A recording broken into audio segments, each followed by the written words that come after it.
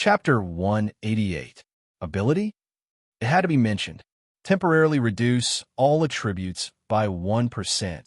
Have you heard of the gods such as the thunder god, fire god, and sea god? But it's temporary. William frowned. He wanted to get closer, but when he was less than 10 meters away from the statue meanwhile. Suddenly, for doors. Burned Cinder widened his eyes. There were 4 doors behind the temple. Or inside. Something like that. But it's much more unlucky than the undead. Not only can the undead move freely, but they can also be killed. But that shadow is different. As long as the statue is not destroyed, he can't die. William narrowed his eyes. That shadow was a soul. He had an idea. "My lord, you seem to know a lot about the gods?" Burned Cinder asked cautiously. "My lord, we're rich. We're rich." Burned Cinder had never seen a magical stone before. He had only heard that in the distant human empires and kingdoms, the wealthy professionals would often use magical stones for training. The two of them saw some bottles. William's eyeballs almost popped out of their sockets when he saw 10 bottles. However, this was not a good thing. It was a punishment that only the traitors of the gods would receive, and it was an extremely serious betrayal at that. That was why they were called traitors of the gods. He aimed his spear at the door and let Burned Cinder push it open. Temple. Burned Cinder thought for a while. "I've never heard of it, but I've read in some ancient books that there was a great war during the era of the gods. Many gods fell, but there are no clear records. It's just speculation." In particular, the huge statue that was emitting a faint light was even more eye-catching. As William got closer to the statue, all his attributes decreased at a rate of 10%. He did not want to get close to the statue for the time being. If it was necessary, he planned to find Moses. Then, no matter what the statue was, he would destroy the temple. He was well aware of how much he had in stock, but this situation was not right. Material quality? Burned Cinder was puzzled. Is it a death spirit?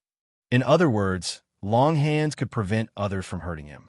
It was like a retarded halo. William rubbed his hands. The 2 eyes of the statue were like solid thunderballs that emitted light and lightning. It was obviously a good item. The quality was definitely not lower than legendary. Dense black clouds covered the entire stormy island in a short period of time.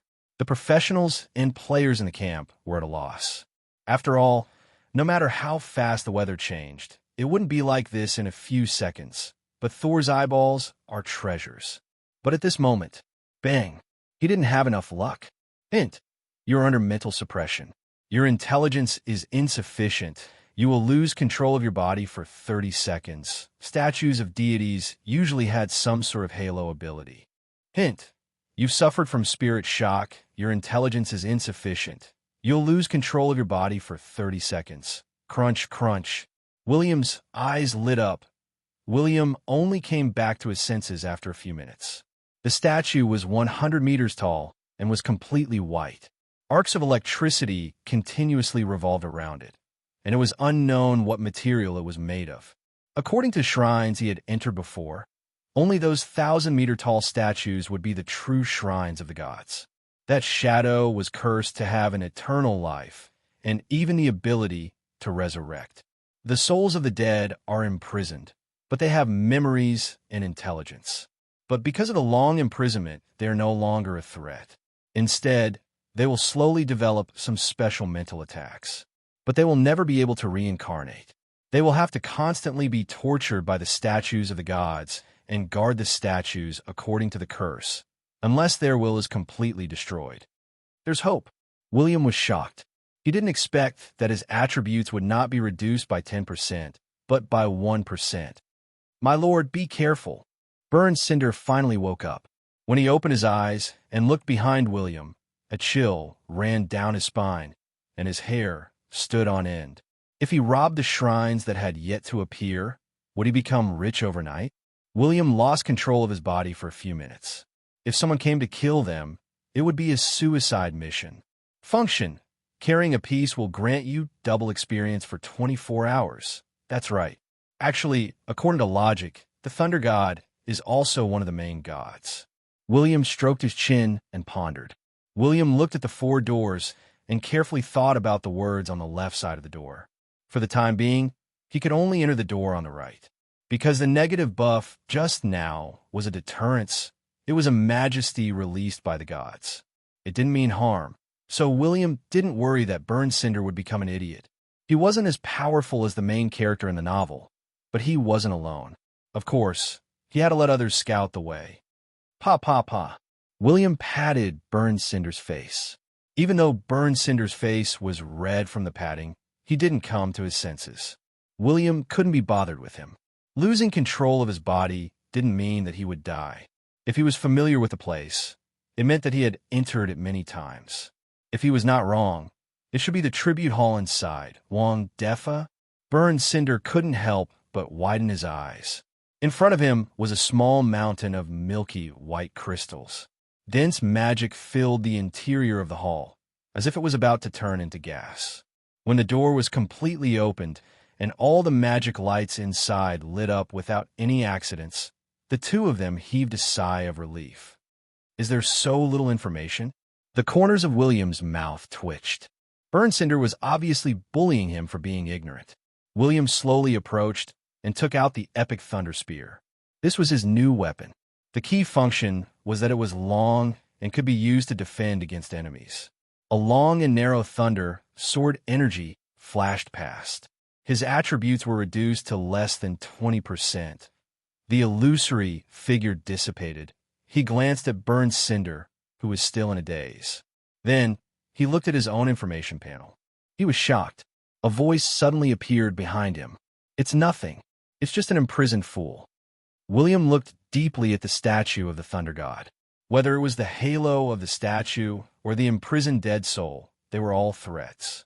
Otherwise, how could he act tough in the future? Magical stone, Lautner stood outside the shrine.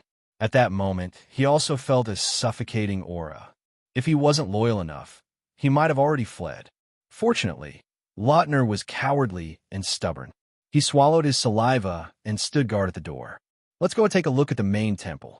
Although it's not the Thunder God's lair and is just a temporary palace, it's not small.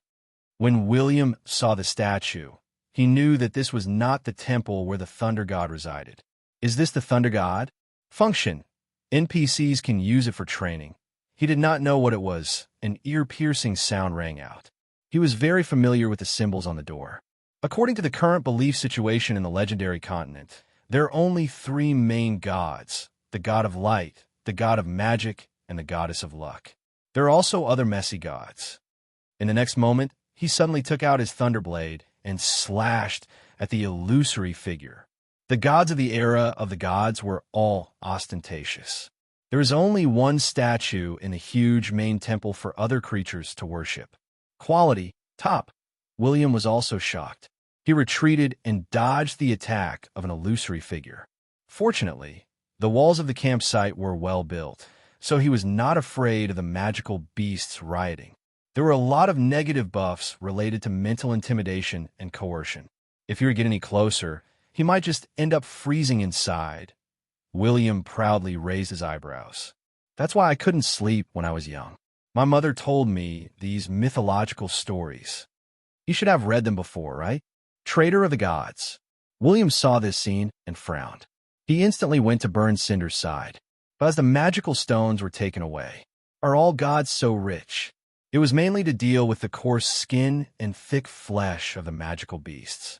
But this temple is still in good condition. If the door of the side temple is also in good condition, won't I be rich? William gulped and walked around the statue. But William remembered that half-rotten face and that pair of eyes filled with resentment. Tisk, TSK. Your willpower has not dissipated after enduring tens of thousands of years of torture. You still want to harm me. You're awesome, little brother. William vaguely guessed what Burned Cinder wanted to do. He wanted to take advantage of the fact that his attributes were low to possess him. Hence, Burned Cinder felt a little heartache, but he still walked over and slowly pushed the door open. The two of them could clearly see what was in the side temple. He had never encountered a complete temple. The ruins of the temple that he had been to were all instance dungeons. The resources were terrible, and sometimes it was a huge loss. It was a pity that William did not want to say too much. This shocking secret had to be revealed slowly. He wanted to give his subordinates some small surprises and keep them in shock. There was no need to say everything in one go. William took a deep breath. There were tens of thousands of magical stones, and their value was immeasurable. It was not a waste to spend 180 magical crystals. To a lord like William, top-notch magical stones could increase the speed of a professional's training. This was a huge profit. There was nothing good in the main temple. Besides the statue, there was only the magic lamp. Not even a strand of hair could be seen. Restriction. The chosen ones can only use one stone every 3 days. Burned Cinder felt as if he had been hit by an invisible force. He spat out a mouthful of blood in midair and instantly slammed against the wall. It was hard to imagine how powerful the attack was. William took a step forward. Damn, is the life potion in a bottle? William did not hesitate to use his insight. Magical stones. William looked at it in disbelief. These were not magical crystals, but magical stones. But the eyes of the Thunder God seemed to have some kind of magical power that allowed him to keep moving closer. Knox and Norton hurriedly organized their men. They let the legions and players climb up the walls to prevent the Thunder God from attacking. But I'm a player. At most, I can lose control for a few minutes. Take over your body. William looked relaxed and twitched his mouth. No one knew what he was thinking. Hence, when he wanted to get closer, he raised his head and looked around. Hundreds of magic lamps had been lit, and the entire main hall was brightly lit. Thunder God statue. He looked around and hurriedly kept them in his space ring. When the door of the side hall was pushed open, the magic barrier would dissipate. If he did not keep them, the magic would gradually dissipate. The door of the side hall was pushed open continuously. It was pitch black inside. Suddenly, a storm descended. Open that door. William pointed. Although he was familiar with the place, he still needed his subordinates to scout. But even if I don't lose control of my body, I won't be able to defeat someone who can resist such mental intimidation. Those with power would usually have a group of subordinates who were sent to their death to scout ahead. Height, 120 meters. I can't even bear to drink 10 drops of life potion. And now you're giving me a bottle? My lord is knowledgeable. You know about the era of the gods and the sea of stars. I'm impressed. Burned Cinder's eyes lit up. He seemed to be very interested in the past of the gods. What's that? Burned Cinder inhaled a breath of cold air. When he opened his eyes, he saw a transparent shadow following behind the Lord. The closer William got to the statue, the closer the shadow got to William's back. The Thunder God held the thunder spear and looked ahead. His eyes were like two thunderballs, emitting light. I wonder if there's a chance to pry it off. William walked in front of the statue. The closer he got, the stronger the pressure became. Even the attributes panel started to decrease. Chapter 189. The temple's tributes are all legendary life potions. William kept the 10 bottles of life potions in his space ring and fell into deep thought. The source of the life potions was the world tree. It could be concluded that these tributes were offered by the elves to the gods. There were definitely elves in the mythological era, but under the rule of the gods, the Thunder God Palace had to offer so much life potions. The elves probably did not have a good time, but William thought about it. Maybe the mythological era was different. Maybe there were other things that could produce life potions. After all, life potions were just a general term. Any liquid that could increase one's vitality could be called life potions, but the quality was different. For example, the life potions produced by the World Tree were at least of epic quality. What are these? Burned Cinder picked up the other 5 big bottles. They were filled with a light blue crystalline liquid. There seemed to be electric arcs flowing in them. William held it in his hands and used his insight with a strange look. Thunder potions, quality, epic, quantity, 100 drops. Effect, the more thunder potions one drinks, the higher the probability of activating the thunder endowment or strengthening the thunder endowment and thunder attributes. Restriction, awaken the thunder attribute. Limit, 1,000 drops. Friendly reminder, drinking the Thunder God's happy drink will give you a beer belly. It's really thunder potions. William's eyes were full of joy. He had not expected to encounter such a treasure. He ignored the mainframe's teasing. After all, Thunder potions were drinks for the thunder god, but they were very useful to him. William held them tightly in his hands. He did not care much about equipment, but he liked treasures that could increase his permanent attributes and passive endowments. 5 bottles means 500 drops. If I'm lucky, I might be able to upgrade my endowments. If I'm unlucky, I might be able to increase my thunder attribute. Let's see if there's anything else. William and Burn Cinder would definitely take everything from the tribute hall. But now, besides the magical gemstones, there were only these 2 treasures. The 2 of them rummaged through the chests and opened all the chests, but they did not find anything else. So poor? The prince curled his lips. Not mentioning the magical gemstones, just the life potions alone had made him extremely rich. But for the Thunder God Palace, these tributes were still considered small. As the 2 of them left the tribute hall, Burn Cinder looked at the other 3 branch halls. He could vaguely sense that there was a crisis ahead. William was not stupid. Ever since he became an NPC, he had this kind of perceptive ability. So he closed his eyes and released his soul magic. A few seconds passed. William groaned. He felt dizzy. He frowned and walked to the second palace on the left. Push this away. All right, but don't you want to try again? Try what? Is there any danger inside? Burn Cinder swallowed his saliva.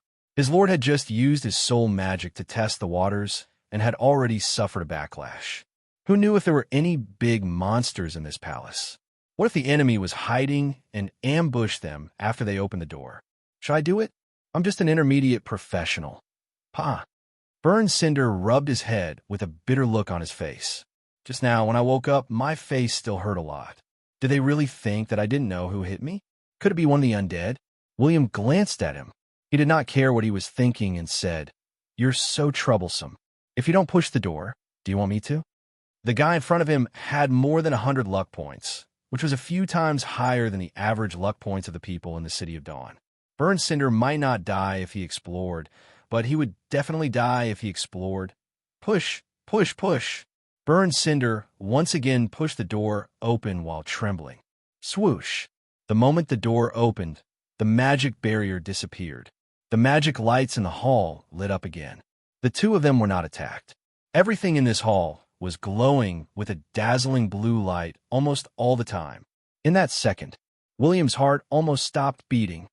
Thunder Essence. There's actually such a thing. Is the Thunder God's Pavilion so rich? It's not too poor. William walked over quickly. He looked at the huge crystal device in the center. It was filled with Thunder Essence. When the Thunder Essence gathered together, it was like a blue sea of thunder. The waves were turbulent, and the electricity was everywhere. Thunder Essence, quality, legendary, weight, 30,000 G. Function.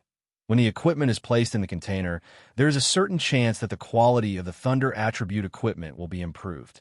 Limit. 3/3 times. What is this? Burn Cinder saw that there were no enemies in the hall and finally heaved a sigh of relief. A treasure that can improve the quality of the equipment. I'll keep it for now. I'll look at the other things. William suppressed the excitement in his heart. It was a legendary Thunder Essence. If he was really lucky, he could strengthen 3 pieces of legendary equipment, but this kind of thing with a probability was still a little tricky for him. William immediately decided to hand all the equipment to the little princess and let her personally strengthen it for him. That's right. After the high-level equipment was forged, he would let Annie warm it up for a few days. He would not even touch the equipment. Then, he would give this to her. He did not believe that she would not be able to make a few pieces of legendary equipment. It's not easy to make legendary equipment. The blacksmiths in the City of Dawn can only make epic weapons. Moreover, the materials for legendary weapons are too expensive. But I did not expect the Thunder God's Pavilion to have this item. William touched his chin and kept it in the space ring. His eyes lit up as he continued to search for other items. This side hall was not a tribute hall, but it was almost the same. It was full of treasures related to equipment. There were 300 gemstones of various attributes. They were all high-level gemstones, and most of them were Thunder gemstones. There were 10 expensive dragon blood whetstones. Not only could they reduce the durability of the weapon, but they could also increase the weapon's attack power by 20%. 800 kilograms of mithril, 1,000 kilograms of orichalcum, 700 kilograms of adamantine, 1,000 kilograms of thunder quartz. TSK. There's even 500 kilograms of purple gold? William licked his lips. If there were levels of magical metals, it was probably mithril equals orichalcum equals adamantine. The first three types had different effects. Only purple gold was one level higher than the other three. Because no matter what material was used to make equipment, as long as purple gold was added, there was a high chance of increasing the upper limit of the equipment's quality. In short, the more purple gold was added, the higher the chance of increasing the upper limit of the quality. But this was not the most important thing. The key function of purple gold was to increase the level, even if some equipment had already been formed. As long as magic was used to integrate purple gold into the equipment, there was a high chance of increasing the level of the equipment. Of course, the prerequisite was that the equipment materials were enough to increase the level. If it was only novice equipment made from adamantine, it could only increase the quality. It was far from being able to upgrade to the middle level. There are so many rare metals. If we use them well, we can even make a legion of middle-quality equipment. Burned Cinder was slightly surprised. What? Silver equipment? No, silver equipment was not enough to satisfy the prince. William glanced at Burned Cinder, who had no future. You were a legendary boss. There were so many treasures, but you only wanted to make silver equipment? There was no future. As for the 1,000 kilograms of thunder quartz, William scratched his head. There were not many thunder-type professionals in the City of Dawn. Even if he wanted to use them to make large-scale equipment, there was no place to use them, while the two of them were immersed in plundering the temple. The magic scroll at William's waist suddenly rang. William opened it, and his expression changed. Hurry up and leave his place. The beast horde is attacking. The camp is being attacked by a beast horde? Nonsense. A beast horde is charging here. William had just finished speaking when he transformed into a bolt of lightning and disappeared in front of Burned Cinder. Burned Cinder was stunned. Then he shouted anxiously, "My lord, wait for me." A beast horde. If they block me inside, won't I die? Nobody replied. When Burned Cinder ran to the corridor, the lightning had already disappeared at the end of the corridor. Burned Cinder could only run at full speed. When he rushed out of the door, he saw that the entire canyon was filled with magical beasts. Many magical beasts did not even climb down from the edge of the canyon. Instead, they jumped down from a height of hundreds of meters. Even if they broke their legs, they still crawled crazily towards the entrance. There were tens of thousands of them. The Lord wielded the thunder spear and swept away thousands of them. Lautner was covered in blood. His gaze was ferocious. When he saw Burned Cinder, he pushed the door open and shouted, "What are you looking at? Close the door. Use more force." Burned Cinder regained his senses. He immediately pushed the huge door that weighed many kilograms, but did not budge at all. The veins on Lautner's neck bulged. He gritted his teeth and shouted in a low voice, "I'm using force. I'm already using a lot of force." Who knew that it would be so easy to pry open the door? Why is it so difficult now? There are stones behind the door. Burned Cinder suddenly released his hand and glanced at him. Were you doing this on purpose? The corners of Lautner's mouth twitched. He was afraid that the huge door would automatically close, and he would have to use magical crystals to restart the temple. That was why he had placed 2 large stones to block the huge door. He had forgotten about the attack of the magical beasts. Boom! The moment the huge door closed, streams of mana flowed around the temple before disappearing completely. Meanwhile, the magical beasts were stunned. Even a thunderwolf that had been kicked away by William did not retaliate. It was confused. Why had it come here? In the canyon, tens of thousands of low-level and middle-level magical beasts did not move. When William saw this scene, he could not help but swallow his saliva. He could escape. Advanced magical beasts could fly, but Lautner and Burned Cinder could only find their way out. When a magical beast regained their senses, all sorts of roars could be heard from above the canyon. At this moment, except for a few magical beasts that were fighting each other, The other magical beasts tried their best to climb up the canyon. Their leader was summoning them. Won't the advanced magical beasts lose their minds? William naturally thought that the activation of the temple was the cause of the magical beasts' rampage. But he was more curious about the advanced magical beasts. Could they resist some kind of temptation? Or was it mental strength? 5 minutes passed. Hundreds of magical beasts were left in the canyon. They were helpless. Many magical beasts had jumped down, or even if they came down, they would not be able to climb up. But at this moment, William and his companions had climbed to the top of the canyon and were watching the magical beasts fight. When a number of magical beasts decreased, they would come back to collect the corpses. It's a good deal. William raised his eyebrows. He had to be careful when opening the temple in the future. He had to cast a magical barrier in advance to prevent the magical beasts from attacking again. But what exactly is inside the temple that attracted the magical beasts? William was not the only one who was curious. Lautner and Burnsinder were even more curious. Chapter 190. Swoosh! Dazzling lightning flashed, and fresh blood splattered into the air. The last magical beast had been killed by William.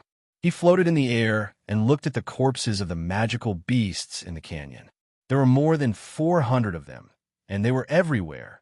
As for the large earthworms and crabs, they had been killed by the other magical beasts.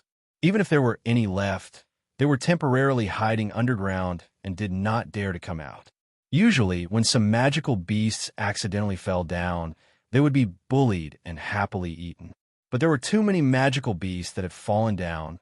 They had become food instead. My space ring can't fit them all. Go back and bring more people over. We can't waste these 400 magical beast corpses. William was a little annoyed. The space ring seemed to be big, but in front of the huge magical beasts, it was really not enough. He could only fit tens of middle-level magical beasts into the ring. Oh yes, don't let the chosen ones follow us. The temple ruins must be kept a secret. Yes, my lord. The two of them nodded and ran back to the camp with lingering fear. Actually, the camp was the first to discover the magical beast's rampage. They informed Lautner, who climbed to the top of the canyon and discovered that the magical beasts were charging towards the canyon. He then transmitted a message to William. If the two of them ran a little slower, if Lautner could not block the door, and if the high-level magical beast started to rampage, the three of them would have died here. This canyon is considered useless. I don't know if I can still collect marsh flowers in the future. William shook his head and smiled bitterly. In his previous life, this was a good place to collect marsh flowers.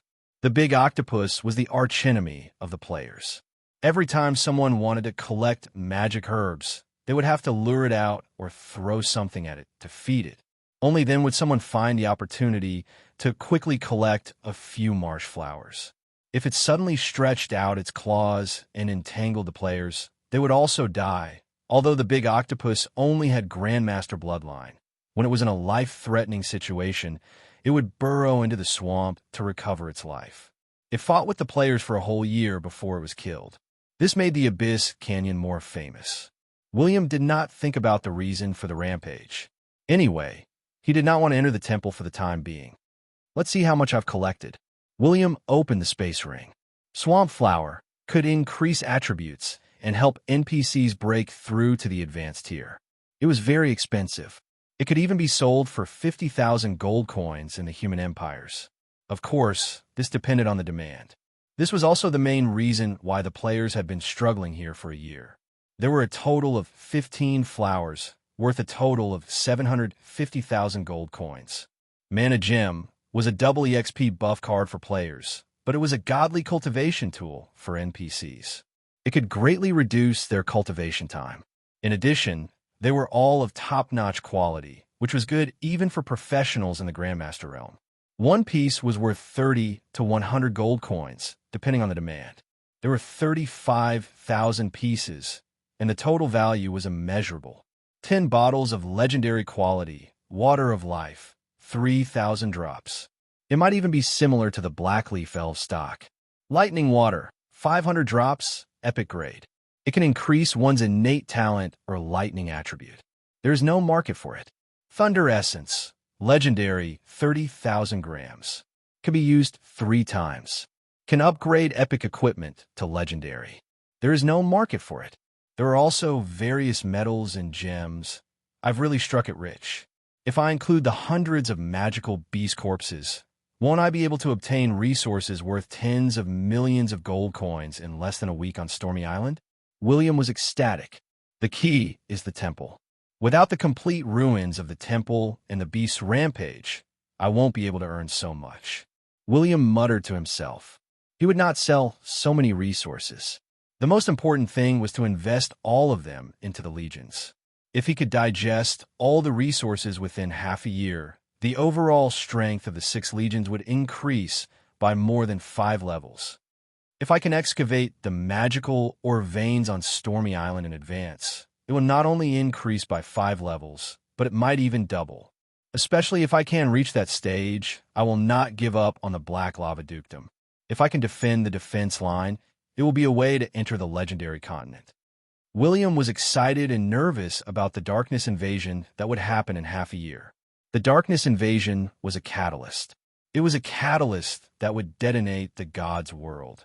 From then on, the magic would recover, and the magic of the 9 continents would multiply. Countless genius NPCs would emerge. The ruins of the gods' arrival would appear, and various races that had been hiding would come out. William, who was gradually integrating into the gods' world, was looking forward to the future of the legendary continent. He wanted to become a top boss in the future, and not one of those useless people. Meanwhile, he looked at the 10,000-meter-tall mountain in the south. There were dense dark clouds, lightning flashing, and thunder roaring. It was like a forbidden land of thunder, and no one dared to invade. But that was the place where the thunder god's finger was severed. As for the place where the thunder god died, or rather, whether he died or not, there was no way to verify it. In my previous life, I heard that someone obtained the thunder god's ring there. But shouldn't the finger be with the ring? William pondered. The thunder god was considered a main god. What was a main god? A true god. There were only 3 main gods left, and they were very different from those messy gods. Sages could kill gods, but they could only kill those fake gods. But main god was a true god. When a true god descended, all creatures would worship him. Of course, William had never seen a true god descend, but he had seen a true god's clone descend. That one sentence was so strong that it could explode. At that time, he was a legendary, but he could feel that a true god's clone could crush him with a finger. Although he did not know how it felt to become a sage would not dare to attack a true god's clone. There were no main gods in the place where the gods died behind the City of Dawn. There were only some corpses of fake gods, false gods, and low-level gods. If not, how could the players turn it into their own battlefield? They would have been wiped out by the sages long ago. If I'm not mistaken, the thunder god's finger must have been taken away. I wonder if the players hid it, or if it was given to an NPC. William gradually sank into deep thought. He did not know what he was thinking about. 10 hours later, a total of 1,500 people arrived at the canyon under Lautner's leadership. Burned Cinder guarded the campsite. The beast's riot had ended, but the repercussions were not small. Many scattered magical beasts were fighting each other. When Lautner and his team arrived, they killed 3 magical beasts. Fortunately, the advanced magical beasts were more intelligent, or perhaps they were afraid of something. So, Stormy Island did not fall into chaos.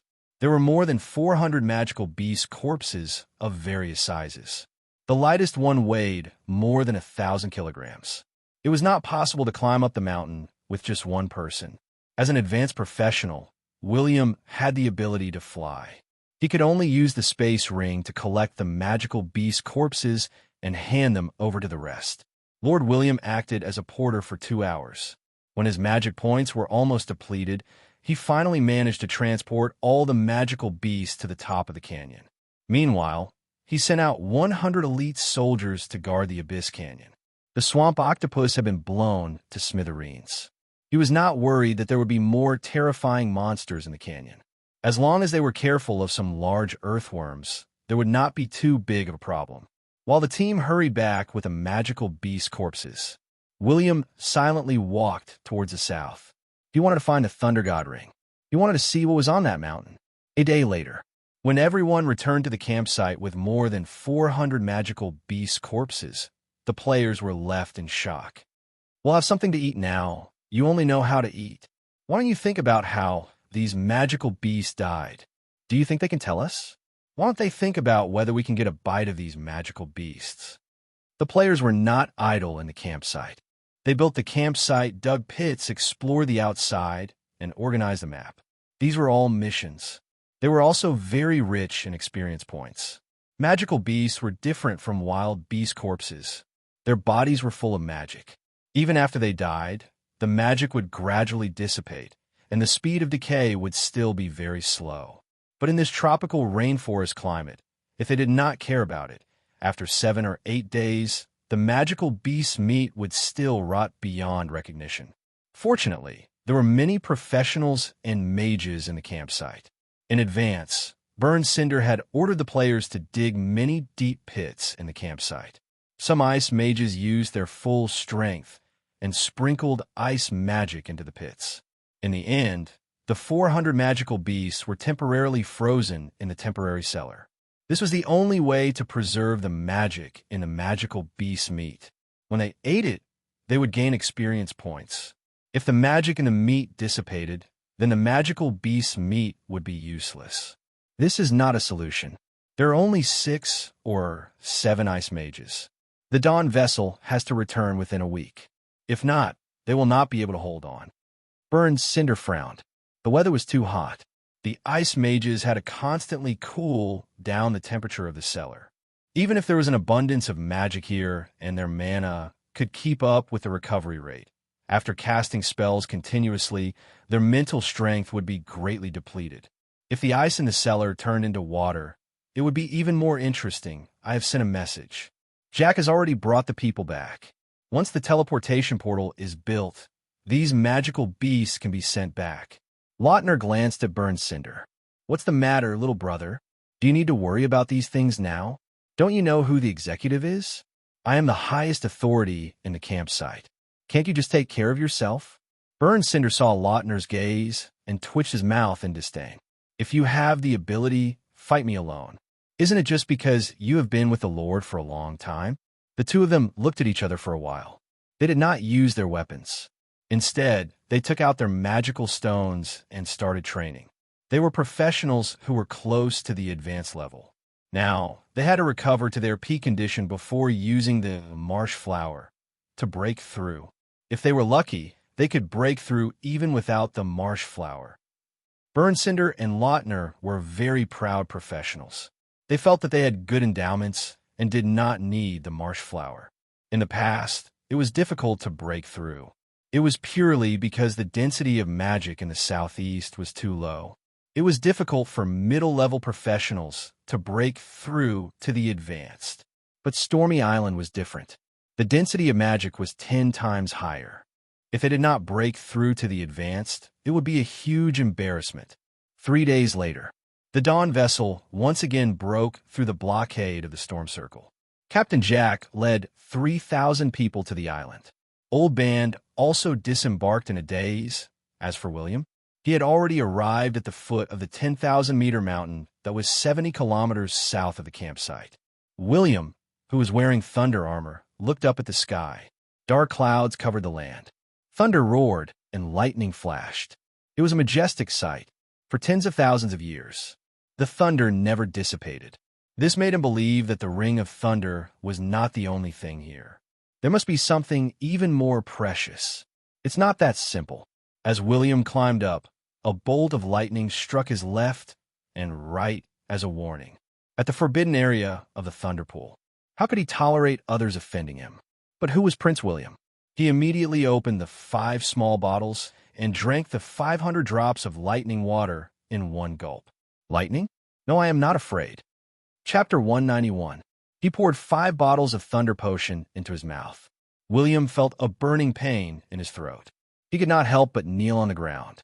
He clutched his stomach and widened his eyes. Pain. It was unimaginable pain. William's health points decreased by 20% in a short period of time. His body was surrounded by uncontrollable electric arcs. His eyes emitted blue light, and the surface of his body was burning with thunder flames, distorted, rolling, wriggling like earthworms. A magical beast in the distance saw him. It was so scared that its eyes widened and its limbs trembled. It had no intention of coming over to eat William. It was even trembling in fear. It roared in its heart. What the hell was this? He did not use his slender limbs, but instead wriggled. His body was emitting lightning. Was he a thunderworm? In any case, to this magical beast, this disgusting fellow in front of it was definitely not food. It did not want to get close to this mountain. What was Thunder Potion? It was a thunder mage who attracted the thunder of heaven and earth.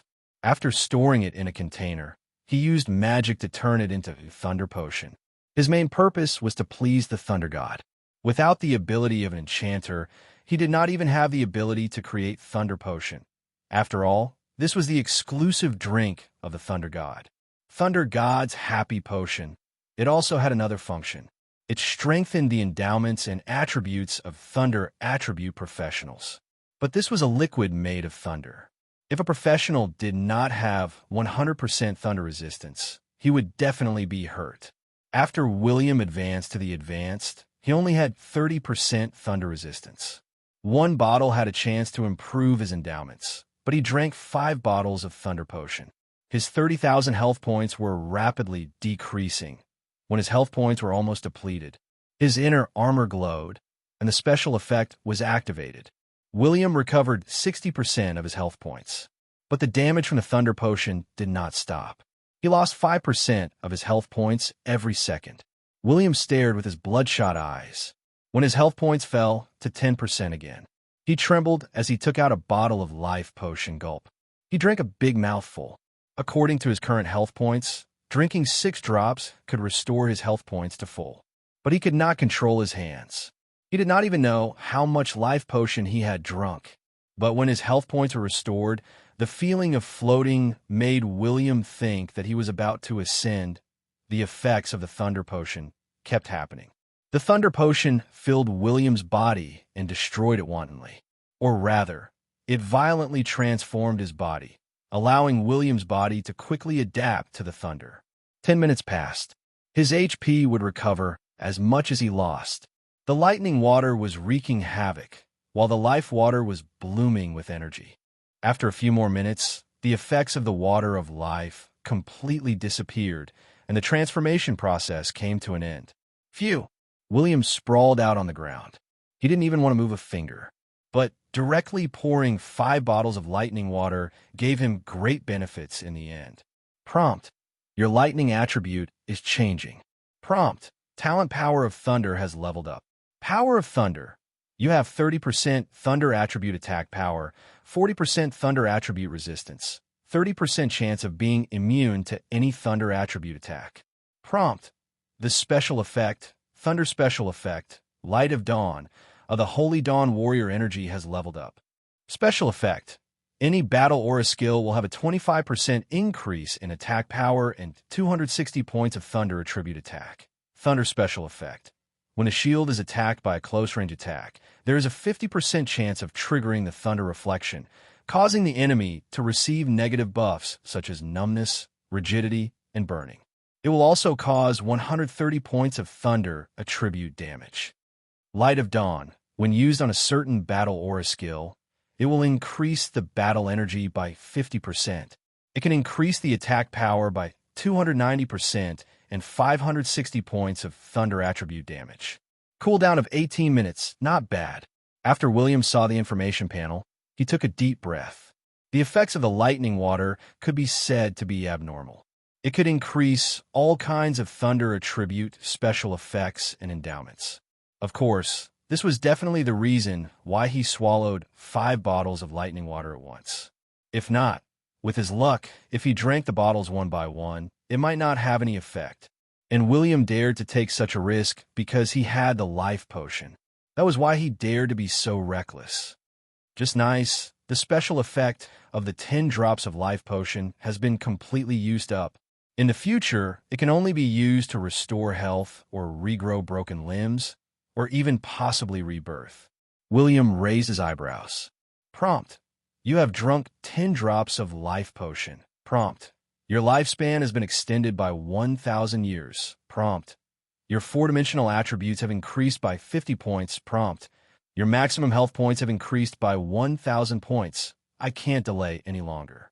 I have to quickly climb the mountain. After William drank the lightning water, not only did the thunder attribute in his body undergo a transformation, now he also had a thunder buff that could slightly weaken thunder attribute attacks by 40% for 5 hours.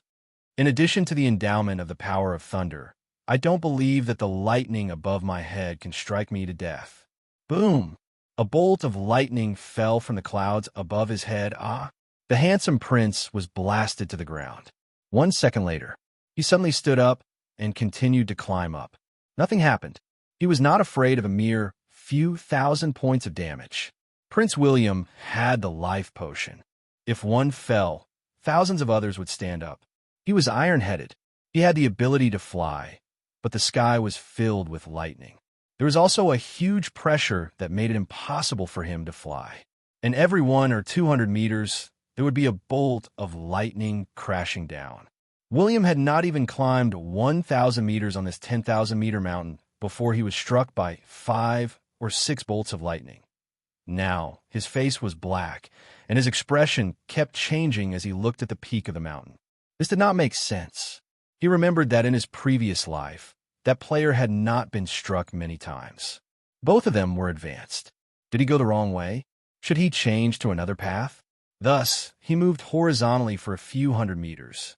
He had just climbed a few steps when, crackle, 3 to 5 consecutive bolts of lightning fell 3 minutes later. William returned to his original position. He held the life potion in one hand and braced himself as he rushed up. Fight! There was no other way. Everyone's luck was different, but he was rich. He did not need luck. The 10,000-meter mountain was charred black. William used a full hour to reach the peak, but there was only half a bottle of life potion left. A bottle had 300 drops. He had drunk about 150 drops from the bottom of the mountain, and all of them were used to recover his health points. Because the higher he climbed, the more powerful the lightning became. When he was more than 9,000 meters, a bolt of lightning struck his soul, causing him to lose more than 20,000 health points. He did not dare to be reckless. D***M. Wasn't that player also an advanced in my previous life? Although he was tens of levels higher than me, his health points were definitely not as high as mine. Is he the reincarnation of God Lucifer? William sniffled. He was unhappy. That player might have used something that prevented him from attracting lightning too much. Or he might have drunk some potion that increased his lightning resistance to the extreme. But no matter what, the number of times that William had been struck by lightning was tens of times more than that player.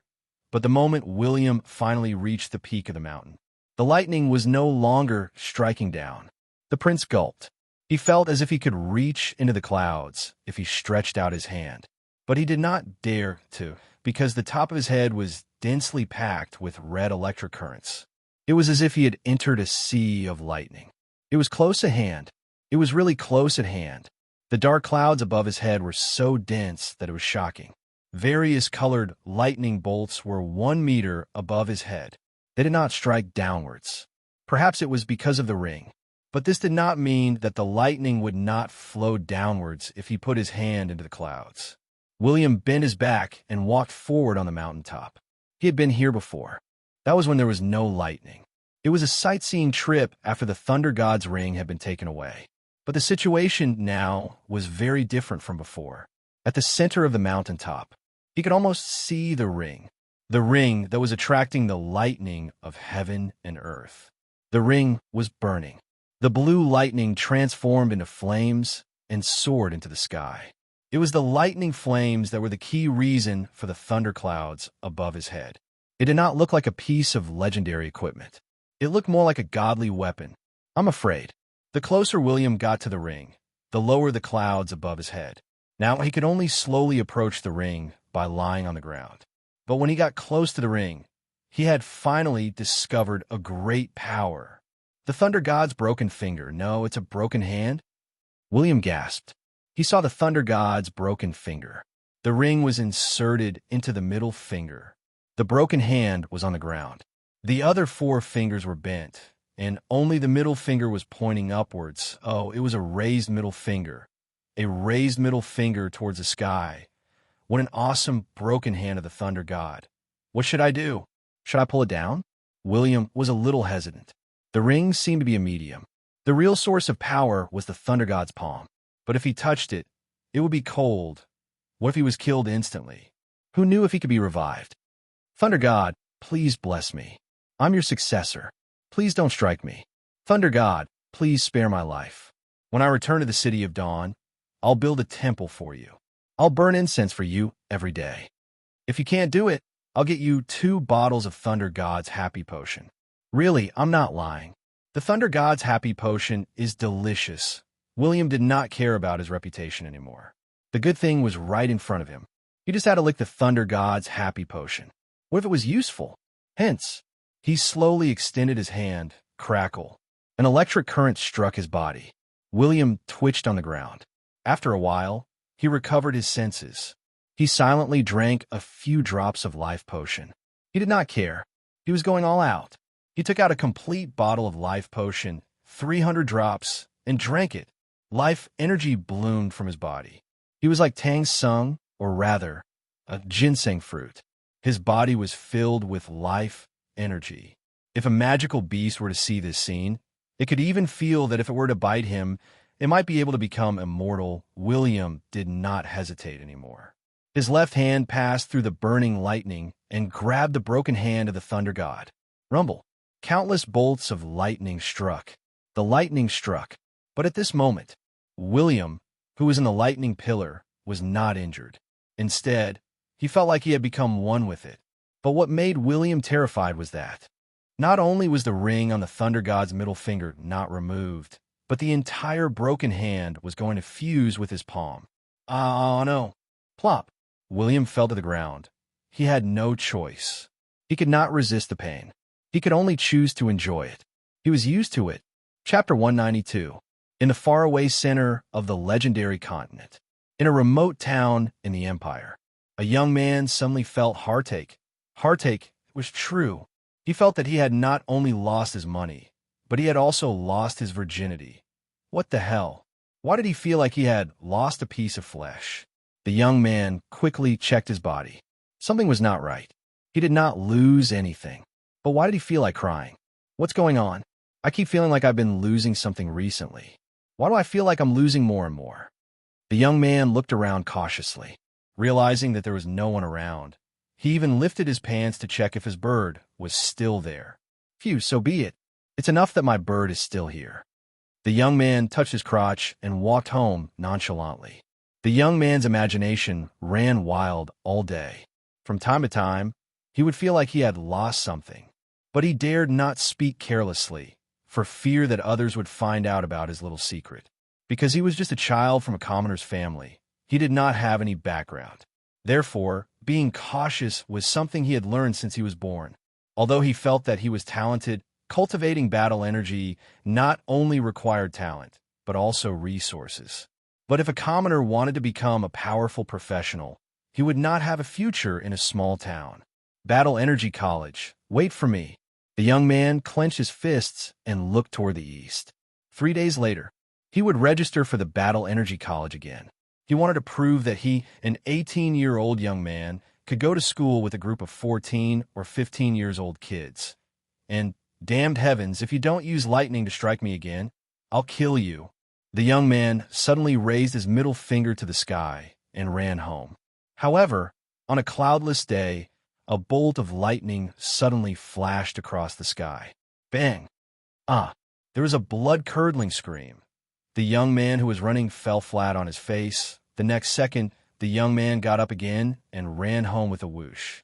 He knew that as long as he ran fast enough, the lightning would not hit him. Bang! Ah! The figure fell to the ground. He stood up again and patted the dust on his clothes nonchalantly. He decided that he would practice his positioning in the future and not run in a straight line. Hence, he began to move in a snake-like manner. The dark clouds in the sky dissipated. There was no longer a bolt of lightning on this mountain that was covered by lightning. William was already awake. He stared blankly at his left hand. His hand was still his, and there were no obvious changes. The lightning god ring looked like a light blue crystal, and there seemed to be a weak electric current circulating around the ring. The ring wasn't very big, but it couldn't be pulled off, but it was very troublesome. This was a middle finger. Oh, I'm right-handed. William looked at the densely packed information on the information panel and couldn't be bothered to deal with it. He decided to admire the ring first. Thunder ring, thunder god ring, rank, advanced, damaged, quality, legendary creator, god of thunder materials, thunder jade essence, lightning ball, purple gold, etc. Strength plus 55 physical strength, plus 50 agility, plus 40 intelligence, plus 35 weight. 1. 3 grams usage requirement. William Blackleaf, bound, thunder god's blessing, thunder attribute plus 30%, thunder resistance plus 20%. Finger of the thunder god. Point your finger at the enemy in front of you and shoot a bolt of lightning through the enemy, causing 3,000 plus thunder attribute x 500% plus intelligence x 300% damage. There was an 80% chance that lightning damage would splash to enemies within 10 meters. There is an 80% chance of piercing through the enemy and dealing 80% of the damage to the creature behind the enemy. Consumption, none cooldown, 30 minutes. Hand of the Thunder God. Attract 30 bolts of lightning to strike the enemy, causing 1,500 plus thunder attribute x 300% plus intelligence x 200% area damage. There was a 50% chance of activating chain lightning. Enemies within 80 meters would receive 70% of the damage. Consumption, none cooldown, 20 minutes. Other skills. This equipment is damaged. Please find 300 grams of Thunder Jade Essence to repair it. Friendly reminder. If you have nothing better to do, don't use your left hand to point your middle finger at the sky. So powerful? William gulped. He didn't expect the attributes of this ring to be so powerful. The finger of the Thunder God had explosive damage output. The hand of the Thunder God also had a powerful area of effect damage. The Thunder God's blessing seemed to be a passive skill, but any equipment in the God's game had passive effects that were usually more powerful than active skills. Is this another skill that can be considered an instant kill?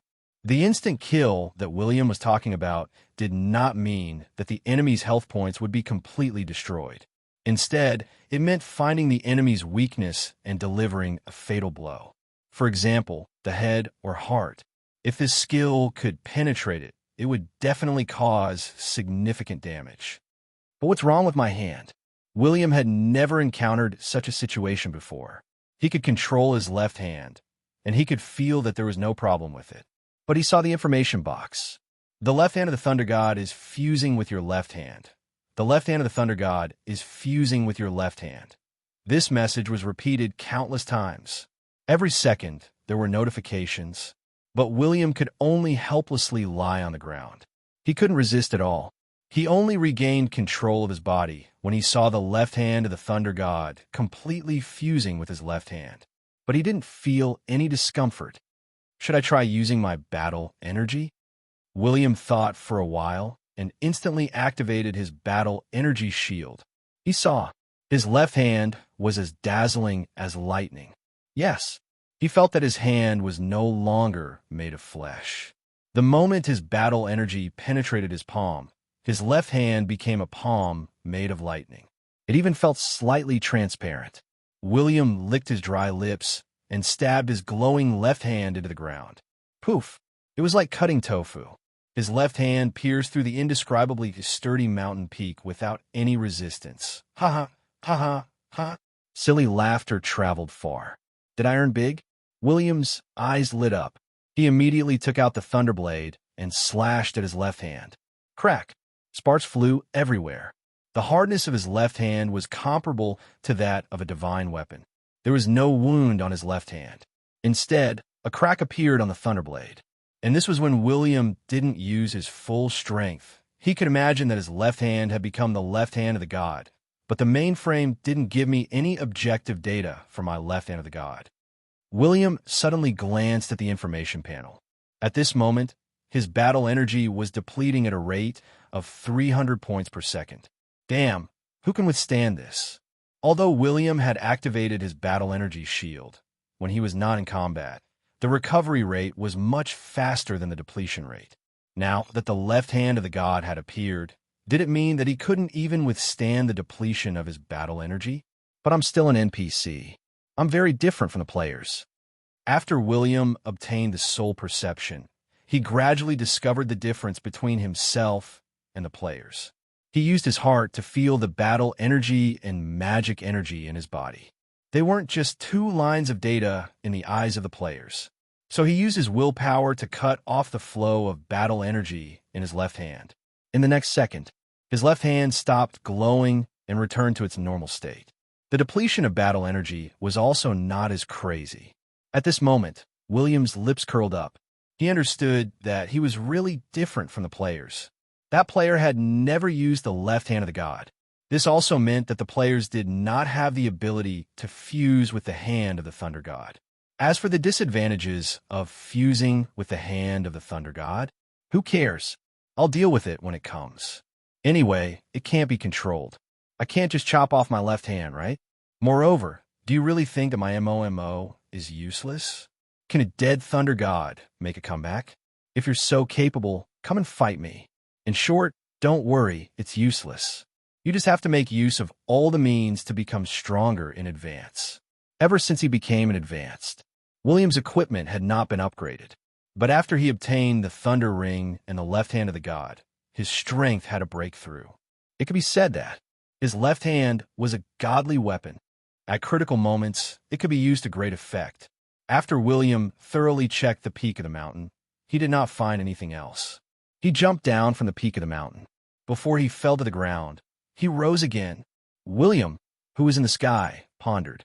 The left hand of the god seemed powerful, but he could not tell how powerful it was. When he slashed with the thunderblade, his left hand was unharmed. But the thunderblade was only an intermediate epic weapon. It did not mean that an advanced legendary weapon would not be able to damage it. If my left hand can reach the hardness of an advanced legendary weapon, then I'll have a trump card. Yes, I have to get someone to make a glove for me. Who knows if anyone has seen the hand of the god? If I'm discovered by a veteran, he might have the intention to chop off my left hand. The location of the Thunder Warhorse was not too far from here. It could be reached 10 kilometers to the east. But after flying in the sky for a while, William decided that it was more convenient to run in the forest. After all, the beginner flight of an advanced professional was too slow. He could not run as fast as himself. Moreover, the sky was the territory of the magical beasts. William's agility was too low when faced with various flying magical beasts. If he encountered an advanced magical beast, he would be a live target. William landed on the ground. William's powerful aura was enough to make many magical beasts retreat. After activating his battle energy shield, he ran like a rampaging rhinoceros. Except for a few thick trees, all the obstacles in front of him were smashed into pieces. Rumble. Sound could not travel far in the rainforest. He sprinted for more than 10 kilometers in one go. Only when he arrived at a large lake in the middle of a rainforest did he truly arrive at his destination. Storm Lake. Oh, there are many Thunder Warhorses. William surveyed the area. There was a large grassland near the Storm Lake. Although the grassland was small compared to the plains, the magic here was denser. The grass on the grassland was flourishing and could not be eaten. At this moment, the entire Storm Lake was surrounded by Thunder Warhorses. There seemed to be 5,000 to 6,000 of them. They gathered in groups of 3 to 5 and ate the grass and drank the lake water without any worries.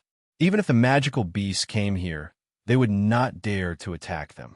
They could only walk on the beast path that had the sin of their tribe and head to their designated spots to drink water. This was because these Thunder Warhorses were also magical beasts, and they were the kind that could eat grass and meat. Even on Stormy Island, they were a large magical beast tribe. They were not afraid of other magical beasts. A group of Thunder Warhorses with sharp teeth. When they are angry, They can spit lightning and grow dragon scales. William licked his saliva. The Thunder Warhorses had the bloodline of the Thunder Dragon. They were magical beasts and also dragon beasts. Horse King. William suddenly widened his eyes. It was a 3-meter tall, majestic Thunder Warhorse.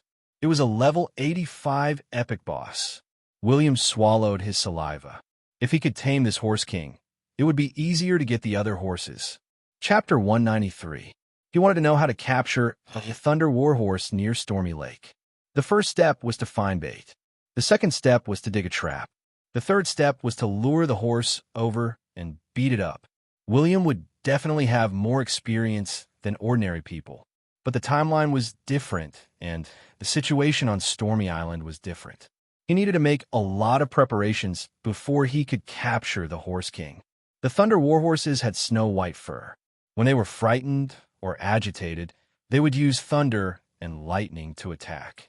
They would also activate their scales to cover their bodies. The moment the scales attached to their bodies, the warhorses would open their bloody mouths and tear their enemies apart. William hid in the grass and slowly approached the Horse King. He used his insight. Thunder Horse King, epic, position level, advanced level, 85 health points, 65340. Its health points are average. It's only twice as much as mine. But after activating the dragon scales, the Thunder Warhorse's defense is extremely high. Not only can it block physical damage, but it is also very resistant to magic damage. If it can charge, no one can stop it. So the importance of cavalry warhorses is self-evident. There were many types of dragon blood warhorses in the legendary continent. Basically, any warhorse that possessed the dragon blood or magical beast blood would be one of the top strategic treasures in the kingdoms and empires. Because in the future war, or rather, in the war between intelligent races, there was an unspoken rule. That was to not allow overly powerful professions to slaughter low-level professions. King against king, general against general, soldier against soldier. Otherwise, my legendary soldiers would kill your soldiers, and your legendary soldiers would kill my soldiers. Then there was no need to fight. They could just kill the other party's citizens. There was no need to fight. Of course, the defending side was an exception. If a legendary warrior was defending the city, one could not stop him from attacking, right? The attacking side could use the same legendary warrior to restrain him, but they could not stop him from attacking. In other words, experts had to be restrained. If they could not be restrained, they could charge into the low-level battlefield and launch some destructive attacks. Then, let's find some magic herbs that Thunder Warhorses like to eat. William took a deep breath and started to search for some magic herbs on the grass plains. Horses like to eat grass, and humans like to eat meat. There were many kinds of magic herbs and herbs on the grassland near the Storm Lake. They were filled with magic power and were the favorite snacks of the Thunder Warhorses. When the players first discovered this weakness, they searched everywhere for magic potions to use as bait, gradually leading it into a trap. Finally, they slowly tamed it. But William wanted to capture the Horse King. Moreover, if he wanted to quickly tame these warhorses, he would have to use some extraordinary methods. For example, soul control. After reaching the advanced level, William's soul control skill had 4 slots. 2 of the spots were occupied. They were Bloody Crusher and Marquis Chris. William used to have a Grandmaster Ironhead troll. But after Bloody Crusher consumed the dragon's blood, he became an epic boss. He could even transform into a dragon. He was not as strong as a troll, but he could control many troll subordinates. So William removed his control over the Ironhead doll, leaving an empty spot to control Marquis Chris. Now, it had risen to the advanced level. He did not do any missions, but the players in the City of Dawn entered the instance dungeon every day to obtain equipment. This gave him a lot of experience. William did not upgrade his character or other skills. Instead, he upgraded his soul control to level 23. As a result, he had 2 more empty spots. I have to make good use of the remaining 2 spots. I'll give one to the Horse King first. It won't be too late to remove it later. William bent down and started searching for magic herbs and herbs. He pretended to be an ordinary magical beast. Some of the Thunder Warhorses looked at him curiously, but they did not pay much attention to him. That was because the thunder warhorses that were not frightened or attacked would not open their mouths to bite people. A night passed. William did not stop. Even though the sky was dark, he wanted to collect magic herbs at night. When the sky turned dark, the warhorses would gather together to rest. This gave him a wider range to collect magic herbs. Although the night was the time for carnivorous magical beasts to drink water, William's advanced aura was enough to make most of the magical beasts flinch. They were here for the river, not to fight, and the endurance of an advanced professional was very powerful. As long as they did not engage in strenuous activities, their recovery rate could keep up with the speed of consumption. Only the hidden mental strength was troublesome. So, after William collected tens of kilograms of magic herbs, he dug a trap and slept. He woke up the next morning with great energy. He was ready to take action. The Horse King is independent. When searching for food, it will have a large food area that belongs to it. Other members of its race cannot cross the line. At this moment, the Horse King was a little confused. It clearly remembered that the snacks in its food area were the most abundant, the most numerous, and the most delicious. But after he slept for a while, all of it was gone. Only some ordinary food was left. It did not even like to look at it. The Horse King quickly moved a few steps and even ran one round around its food area. It gradually stopped and used its hooves to kick the holes that had been uprooted. The Horse King widened its round eyes and scanned the other members of its race. It knew that a horse had stolen its food. Damn, it was so infuriating. Could it be that someone wanted to challenge its throne? No, it had to pretend to be asleep tonight.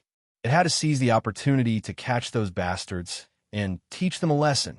Just as the Horse King was about to go to other food areas to snatch snacks, it suddenly sniffed. It smelled good. There were so many strong snacks. The Horse King sneakily scanned the surrounding members of its race. When it realized that no one was paying attention to it, it grinned and ran to the edge of the grass plain. So many snacks that had been uprooted had been piled up into a small pile. The Horse King raised its eyebrows like a human. Forget it. It would eat first. The Horse King had just finished eating when its eyes widened again. Another pile? Why was it being polite? Could it be that a member of its race wanted to flatter it and had deliberately piled the snacks together? A pile of snacks. Eat it. 2 piles of snacks. Eat it. 3 piles. Oh, it was a little full. But there was a 4th pile. The Horse King was wondering if it should go back and eat the snacks the next day. After all, it was almost full. But if it did not eat the 4th pile of snacks, what if other horses ate it? Hence, it gradually walked to the edge of the grass. The grass there was very tall and blocked its vision, but its nose was very sensitive. Hence, it crossed the tall grass and came to the side of the snacks. Plop! The Horse King disappeared above the grass plain. The Horse King, who had fallen into the pit, was about to make a move when a shining white fist hammered it. Bam! The Horse King only felt that its head was smashed and its body was heavily smashed against the wall. It felt dizzy, but it was furious. It wanted to ask the other horses to beat this idiot up. In the end, it received another uppercut. It felt that its 2 rows of teeth were about to be smashed. Woo, woo, woo. The Horse King was very angry and wanted to cry. It had never been bullied by other horses like this. Dragon scales. It wanted to spit lightning. The Horse King's mouth was grabbed, and it was forcibly shut. At that moment, the Horse King widened its eyes again. Its ears, nose, and mouth started to emit lightning. A lightning breath exploded in its mouth, and next second, the Horse King fell to the ground. At this moment, it knew that its life as a horse was coming to an end. But when a big, evil hand pressed down on its head, hiss, the Horse King vaguely felt that its soul was about to be pulled out. William's soul control came again and again. Every time, it felt as though the Horse King's soul was about to be pulled out. Time passed. Over 100 soul control attempts. The Horse King was dumbfounded. It fell to the ground, its limbs flailing. When its soul was pulled out and returned to its body, it kicked its legs. It could not scream, so it could not ask its brethren to save it. A small steel-like hand covered its mouth, but it could not do anything. Then the sky turned dark. Then the sky turned bright again. For a second, the Horse King suddenly had a realization. The little monkey in front of it seemed to be its master. It was the kind of master that it had to be loyal to. It could not betray him. In the future, it would give its master its snacks first. Snacks? No, absolutely not. William panted as he sat on the ground. He thought that he had subdued the Horse King. Why did its soul start to struggle again? Gosh, is its willpower that strong? William was not willing to admit defeat. He took a magic potion and consumed it. It could replenish some of his magic points. Therefore, he used soul control again. On this day, it was another difficult day. 3 days had passed.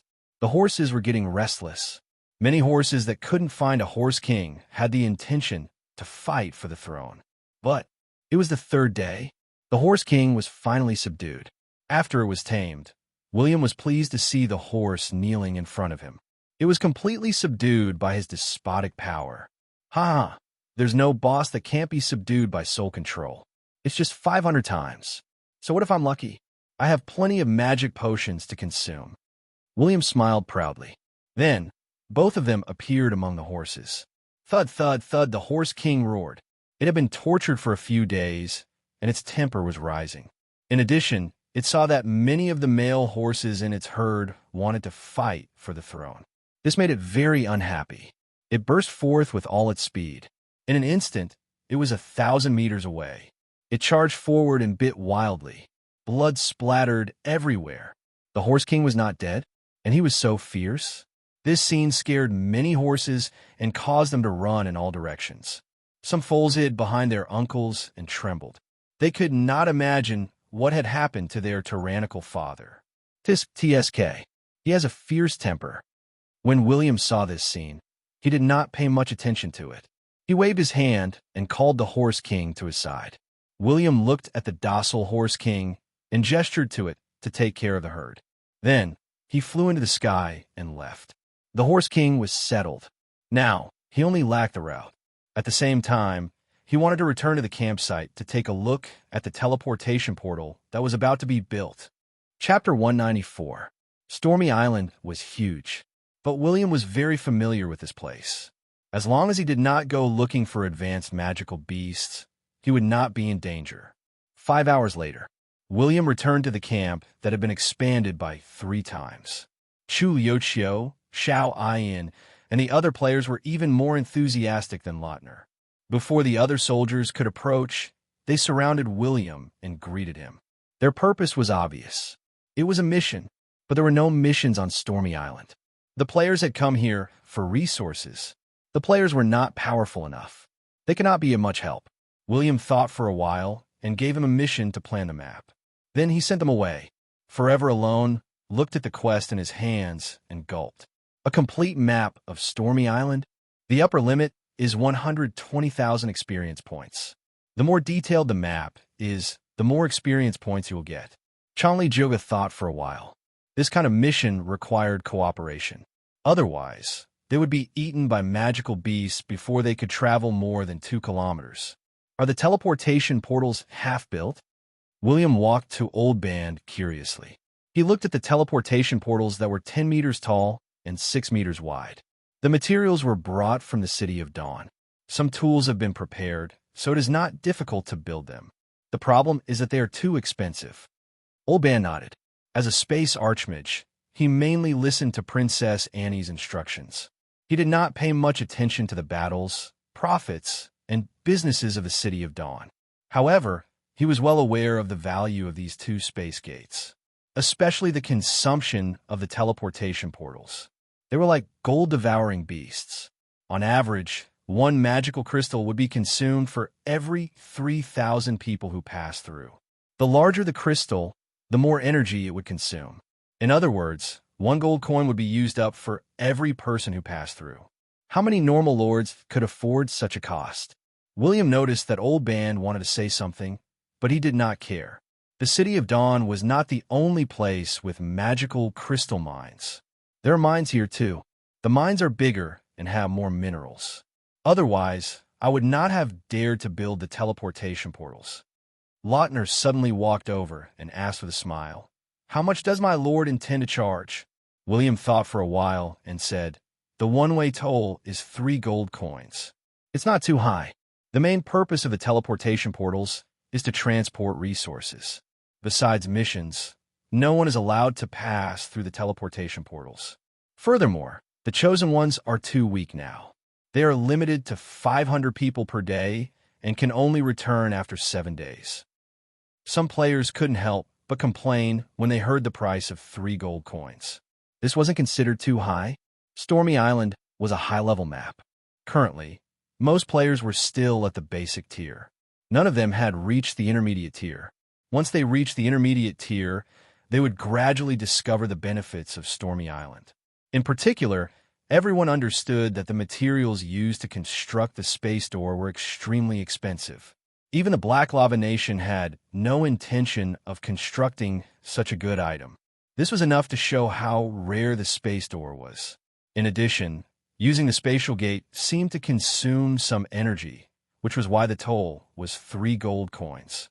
As for the 7A limit, it also dispelled many low-level nouveau riches' desire to come here for sightseeing. Your Highness, when are we going to start sailing? The teleportation gate is too expensive, and we can't afford it. Can we take the ship for free? A player suddenly asked. They had ridden the Dawn vessel for free. Could it be that the boat ride would be free in the future? William raised his eyebrows. Free? He looked at the sun above his head. Was he dreaming in broad daylight? When the Dawn vessel is free, it will make a round trip every 7 days. 1 gold coin per trip. William replied. It was impossible for it to be free. The teleportation gate's toll was high because he wanted to earn back the cost of constructing the teleportation gate from the players. The Dawn vessel did not consume too many resources when it sailed. This was because the ship did not use magical propulsion other than when it passed through a storm. Usually it used sails. It was simple. If he wanted to earn money, he had to create something that other forces did not have. If he wanted to earn money, he had to learn how to spend money first. The construction speed of the teleportation gate was not slow. Old Band had experience in constructing teleportation gates. For example, the small teleportation gate in Princess Annie's bedroom. 1 day later, the teleportation gate was officially constructed. At this moment, it had become a forbidden area. The players had been chased away. Old Band carefully took out 88 magical crystals and placed them in some grooves. As a series of space magic was cast, a magic formation was instantly formed. Buzz! Intense spatial fluctuations spread in all directions. At the same time, in a palace in the City of Dawn, the teleportation gate also resonated. At that moment, a special stone pillar on the right formed a portal. Suddenly, a light screen that looked like water appeared in the middle. It's done. Old Band took out 10 magical crystals and placed them in the grooves to replenish energy. He said slowly, My lord, the 88 magical crystals are the key to connecting to the teleportation portal. They must not be destroyed by anyone. They are buried underground and will not be seen by anyone. I have also cast a barrier spell so that no one can easily destroy them. The 88 magical crystals will also form a magic formation. When they're not in use, they can absorb the magical energy in the air to replenish themselves. As long as they're not destroyed, they can be used for a long time. As for the 10 crystals, they're used to traverse the teleportation gate. When the magical crystals lose their glow, we have to replace them. Otherwise, we will be lost in the teleportation gate forever. After William listened to the explanation, he patted Old Band's shoulder to reassure him. If William did not understand this, would he not be a fool? But even though the teleportation gate had been constructed, he was not interested in being the first to attempt it.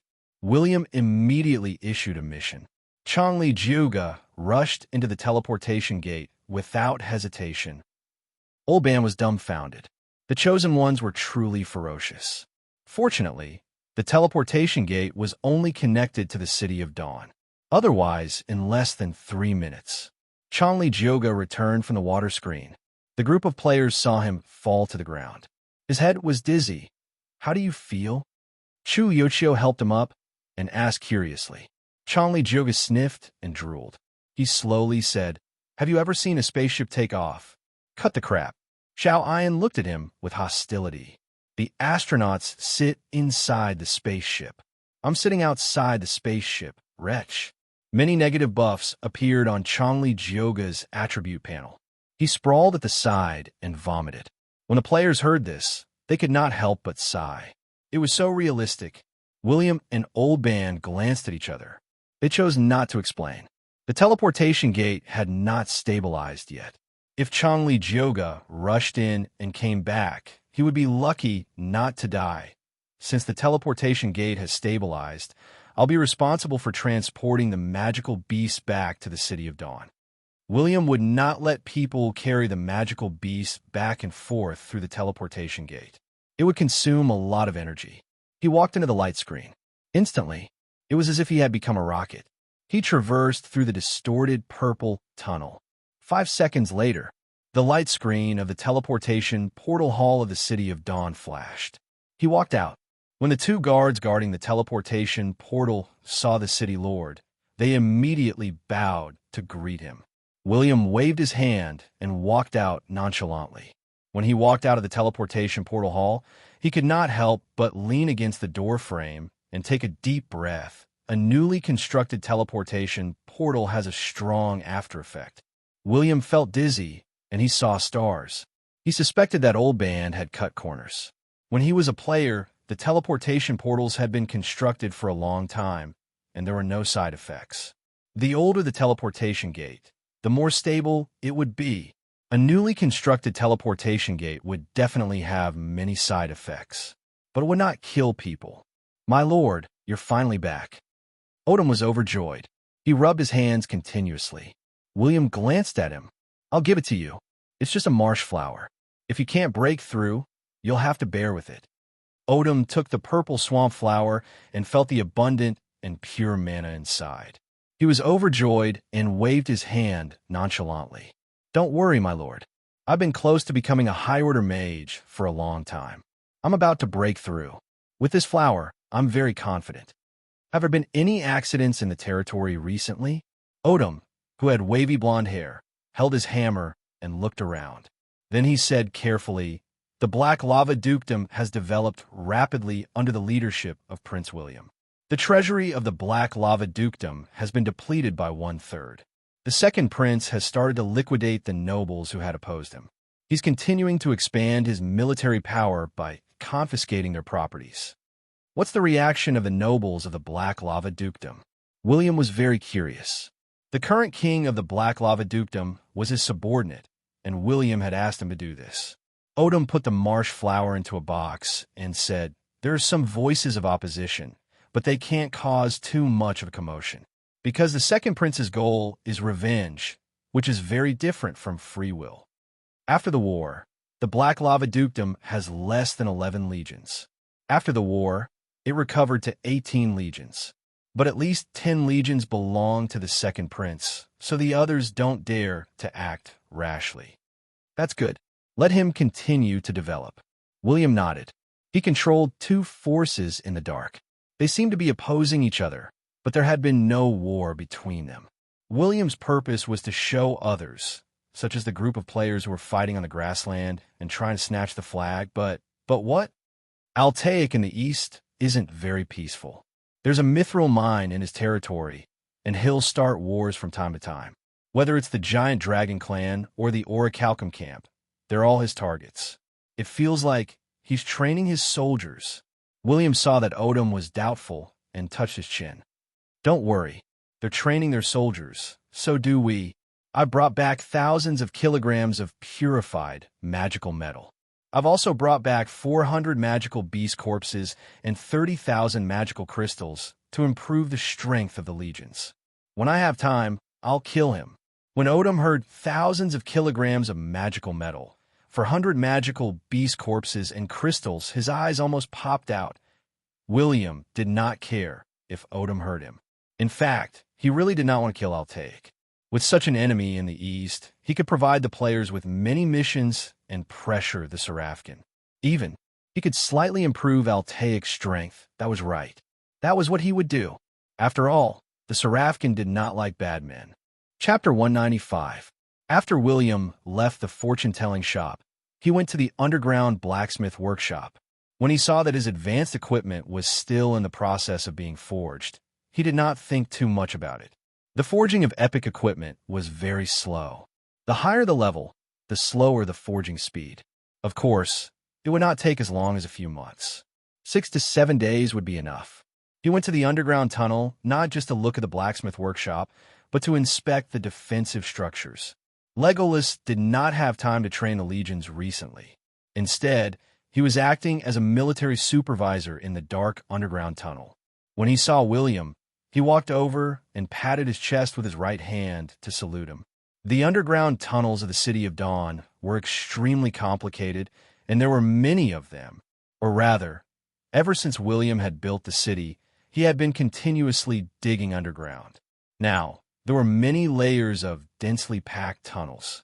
It was like an underground world, and it was an underground world that had been strengthened by magic. Among them, he had 3 goals. First, he wanted to dig 2 wide tunnels that extended downwards. With the cliff as the foundation, he wanted to build 2 20-meter wide magical city gates at the bottom of the cliff. These 2 magical gates were not pushed open. They were hung up by chains. There was an advantage to these gates. As long as the gates were thick and sturdy enough, they would not be afraid of being knocked down. Anyway, they could not be knocked down, and they did not have to worry that others could lift them up. Even if someone really smashed the 2 doors, William was prepared. Wouldn't it be over if he blew up the tunnels? Perhaps he could even kill a group of enemies. Second, the 80-meter cliff could be used. Legolas was organizing people to dig holes for arrows, spears, and cannons. Whether it was the Darkness invasion or other countries that came to attack the city, they would have to face countless arrows. They could also climb up. Perhaps a hole that was a few centimeters would suddenly appear. Then, a long spear would pierce through the hole. Besides the enchantment around the spears, the arrow and cannons had to be equipped with magic windows. This could effectively block the enemy's attacks. Third, they had to plant a large number of devil's vines. Be careful, be careful. Don't reach over. An elf saw someone foolishly trying to pick up the devil's vine cultivation tank, and he immediately warned him. Which of the 3 defensive structures was the most dangerous? The devil's vine cultivation tanks must be moved to the grooves on the cliff. The devil's vine was an interesting plant. It had all kinds of grades from high to low. They were called demonic vines because the main body of this plant was a huge ball. It was sticky and disgusting. Normally, these vines would curl up in the wall. Only when an animal was close to the wall would they suddenly stretch out to pierce the animal and suck its blood. This thing lived in the blackleaf forest. It was also a defense method of the blackleaf elves. Although the name was not nice, these plants were really fierce. A total of 50,000 demonic vines worth 700,000 gold coins, and they're all over the walls within 10,000 meters. Legolas swallowed his saliva. This was a huge expenditure. Don't worry, these plants consume a lot of energy in the early stages. When they grow up, they will automatically go into hibernation without food. They won't wake up without the smell of blood. William sighed. The price of the teleportation door and the devil's vine had already reached more than 2 million. It had to be said that war was a big money spinner. But in order to prevent the dark creatures from invading the City of Dawn, they had to pay a hefty price. In short, William had to spend all the millions of gold coins that he had moved from the iron and steel treasury, coupled with the tens of millions of resources that he had obtained from Stormy Island. It was possible to resist the invasion of the dark creatures. Legolas was curious as to why the Lord was building such a large-scale fortification. But in the camp of the neutral Lord, the money that the Lord thought of ways to earn belonged to the Lord. The Lord spent money to expand the city, and the land belonged to the Lord. If the Lord did not want to sell the land, he could build houses, shops, and even hire people to sell various goods. The money earned would also belong to the Lord. So whatever the Lord wanted to do, the subordinates just had to listen. If the Lord asked them to speak, they would speak. If he did not allow them to speak, they just had to shut up and listen to his orders. Of course, the key was the strength. A lord must have absolute strength in order to suppress all opposing voices. Just as William was about to head to Stormy Island after checking everything, Old Band suddenly returned to the City of Dawn.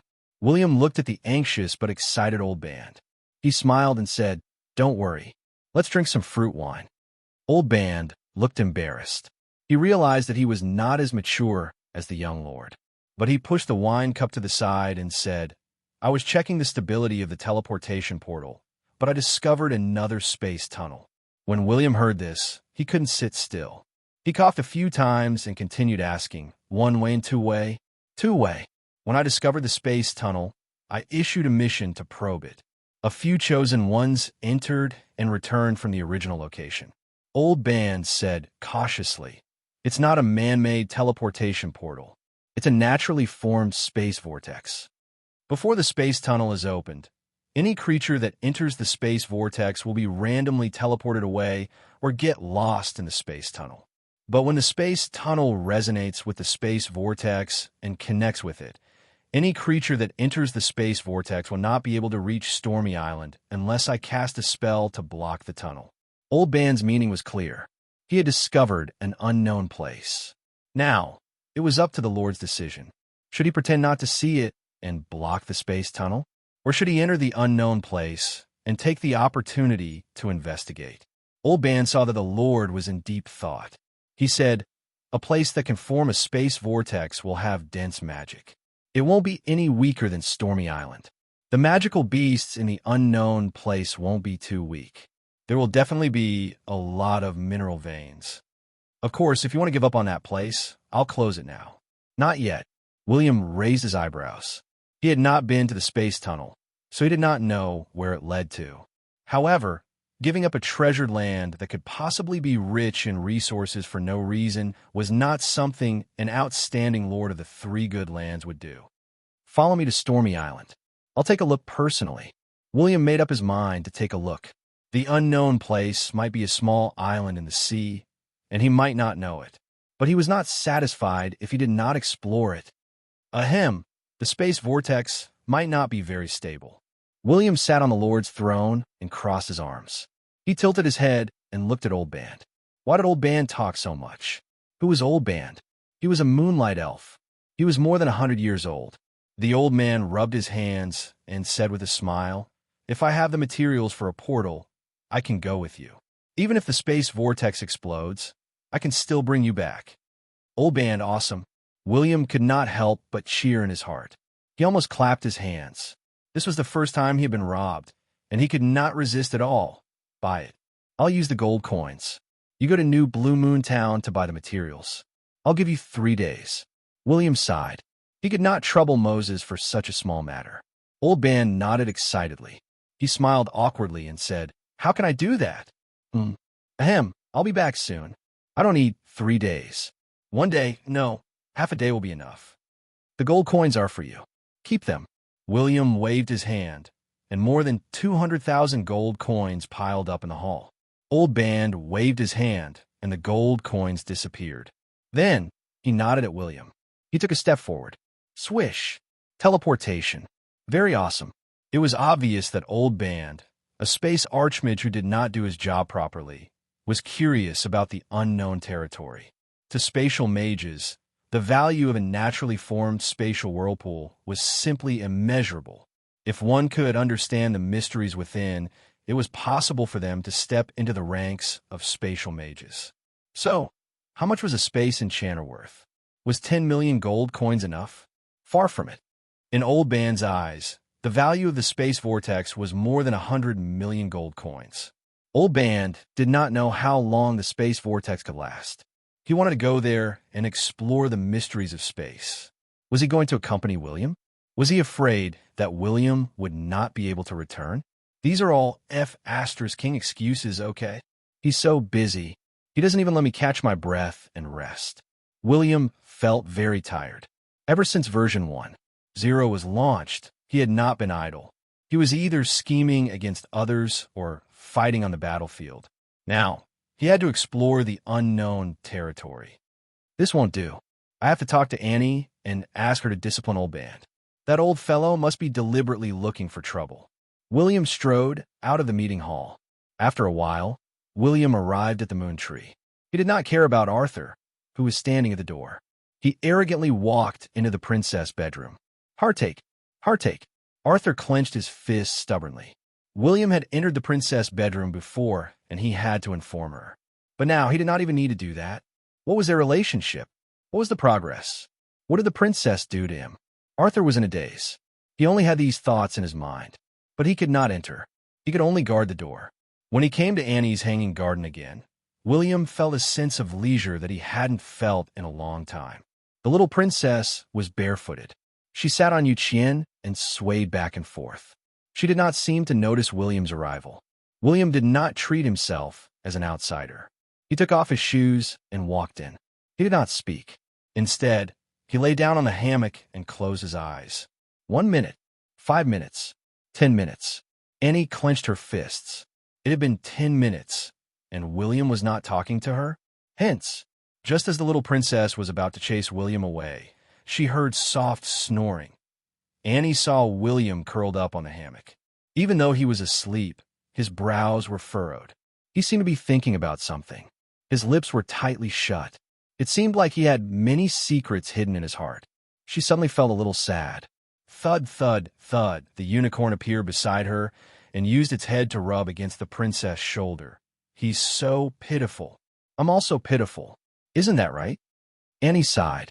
She did not need to pity anyone. Everyone was the same. They could not return to their homes. They were all pitiful creatures abandoned by their families. How could they look up to a small worm? Only by breaking out of the cocoon and becoming the most beautiful and dazzling butterfly in the world could people lift their heads and look up to them. Chapter 196. He slept in the little princess's bedroom. Oh, from night till dawn. Both of them did not speak. William had left the thunder essence here. Annie had promised him that she would personally create an advanced weapon and place it in the thunder essence. Subsequently, when William pushed open the door and left, he saw Arthur's dark eye circles. His eyes were slightly red. The prince wiped the saliva from the corner of his mouth and stretched his body in a refreshed manner. He had a really good sleep, but Arthur felt so wrong that he wanted to cry. He had spent the night. He had really spent the night. But at that moment, William's heart seemed to have changed. His heart seemed to have completely changed. He let out a long sigh and began to silently meditate and cultivate. He wanted to become stronger. He wanted to become very strong. William had reached the advanced level. He did not want to fall behind. He even wanted to become stronger than William. He had decided to become an outstanding guardian knight. He only hoped that after Princess Annie saw through William, she would see him, who had been waiting for her. Meanwhile, Old Band returned to the City of Dawn. He had a blackleaf elf with him. He's a druid? William was a little surprised. Druid was a hidden occupation in the gods' world. Only the elves with special endowments could learn this occupation. Of course, there were not many restrictions for the players. But the occupation change was also very difficult, especially when the players might not be able to meet this type of NPC. Serene. Old Band pointed at the middle-aged male elf beside him and said, "This is my old friend from the Blackleaf Forest. He intends to join the City of Dawn. I wonder if you will allow it." William used his insight. Serene's epic level. Grandmaster occupation. Great druid occupation. Herbologist, pharmacist health points. D*MN. 2 sub-occupations. That's impressive, brother. William inhaled a breath of cold air. Serene's was not simple at all. He had learned 2 lifestyle sub-occupations, and one of them was a grandmaster pharmacist. He must have spent a lot of time and energy. William did not know how old Serene's was. Of course, NPCs were different from players. Players relied on experience, while NPCs relied on individual endowments. For example, if Moses relied on experience to level up, wouldn't it take him 10,000 years? So NPCs could not be compared to players. Moreover, it was very possible for NPCs to do things that players could not. In fact, NPCs might even be able to do it easily. Of course you're welcome. What are your plans after joining the City of Dawn? William asked curiously. Serene held the green magic staff in his hand. He pondered for a moment and said, "Develop the druid lineage and spread the relationship between nature and humans. At the same time, study potions. Sir, if you have any magic herbs or potions, you can give them to me. I will help you develop potions with better effects." When Old Ban saw how straightforward Sarimas was with his words, he felt a headache coming on. He quickly explained, "Sir, this old friend of mine is a straightforward person, but he is a great alchemist. If you give him the swamp flower that you collected, he might be able to make a bigger impact." "Oh," William raised his eyebrows. "Prince William is from the Dark Knight City, and so am I. You should also know that there are hundreds of alchemists in the Dark Knight City, not to mention the beginner, intermediate, and high-level alchemists, even a master, grandmaster, and grandmaster pharmacists." When William saw the helpless look on the old man's face, he immediately understood that he did not have enough resources. What kind of place was the Dark Knight City? It was the lair of a group of thousand-year-old monsters, not to mention their main occupations and combat power. Just the secondary occupations that they had endured for thousands of years were abnormal. Hence, Sarimas, who looked like a young elf, probably did not have many resources. After all, if he wanted potions, wouldn't it be better to look for those thousand-year-old monsters? It was rare to see elves that were more than 1,000 years old at the edge of the Blackleaf Forest, and even in the core region. But in the Dark Knight City, it was guaranteed that if you touched the tender hand of a little girl, it might be 1,000-year-old granny. William nodded in understanding. "I understand, but the City of Dawn has its own rules. I can do my best to search for all kinds of potions, magical herbs, and magical plants for you to research. But after you become a pharmaceutics grandmaster, you won't just leave, right?" Sarimas smiled. "Prince William, don't worry. My purpose in coming here is not only to improve my alchemy skills, but also to spread some teachings about the Druids. I've heard from others that the Chosen Ones have a strong learning ability. It seems to be very helpful in spreading the Druid occupation. That's good. From now on, you will be the chief alchemist of the City of Dawn." William made arrangements. After thinking for a few minutes, he brought the bewildered old band into the teleportation portal. It was a conspiracy. It was definitely a conspiracy. Or rather, someone was using him as a pawn, and someone was starting to invest in him. Sarimas, who seemed to be relying on him, might be a pawn in the hands of the investor. When William saw Sarimas, he instantly thought of something, because he knew that he was originally an abandoned pawn of the Blackleaf Elves. What was an abandoned pawn? A pawn that was not needed at all. He was not even considered a pawn. Only his mother, whom he had never met, had always cared about him. But now, she was banned from leaving the country. But Sarimas' sudden surrender was definitely not that simple. William was not a teenager. He would not believe Sarimas' words so easily. Other than a few geniuses, when a master of a secondary occupation broke through to become a great grandmaster, it basically depended on hard work. The elves had mastered this method of wasting time. It was not something that could be solved by saying that they did not have enough resources. So who sent Sarimas? And who wanted to invest in him? Why did he invest in him at this time? Perhaps there was a problem that could be explained. Someone knew that the darkness invasion was about to occur. So they sent people to support him and resist the darkness invasion. But the investor did not intend to help. Looking at Sarimas' attitude, it was obvious that he was here to promote the Druid doctrine and help to refine potions. Hence, just one alchemist was definitely not enough. Perhaps more investors would appear in the future. If there were Blackleaf Elves above level 100 who used various reasons to join the City of Dawn, it would mean that William had guessed correctly. After all, there were signs of the darkness invasion. In the following period of time, devil's dens appeared frequently in various parts of the legendary continent. Dark creatures were everywhere. If it was some experts, as long as they investigated carefully, they would definitely discover some problems. Of course, those experts might not know that the main location of the darkness invasion was actually the Moonlight Island in the center of the legendary continent. No one would have thought that the main character of the darkness invasion was the current Moonlight Elven King. But the gods and devils of the alternate dimension did not have any intention of hiding. They could be seen everywhere in the 9 continents of the gods. Some sages on the legendary continent sensed that the gods were about to descend to the mortal world. Naturally, they started to play chess. Regardless of whether it was to become the main character of the 4th era or to become a god, they were secretly pushing the world around. Everyone is playing chess. Only I, the city lord, am a chess piece. William sighed. Anyway, this was the situation. He could not resist, nor could he jump out of the chessboard. For the time being, he did not have the ability to overturn the chessboard. He could only bear with it. But no matter who was investing in him, William was sure that that person probably thought highly of him and had discovered his good points, such as being very handsome. Cough, cough. Anyway, that person definitely had the intention to disrupt the current situation of the Blackleaf Elves. Investing in me to become the Blackleaf Elven King? William could not help but ponder. It was definitely impossible for the time being. The Blackleaf Elven King did not die of old age. In the future, he would be killed in the plot.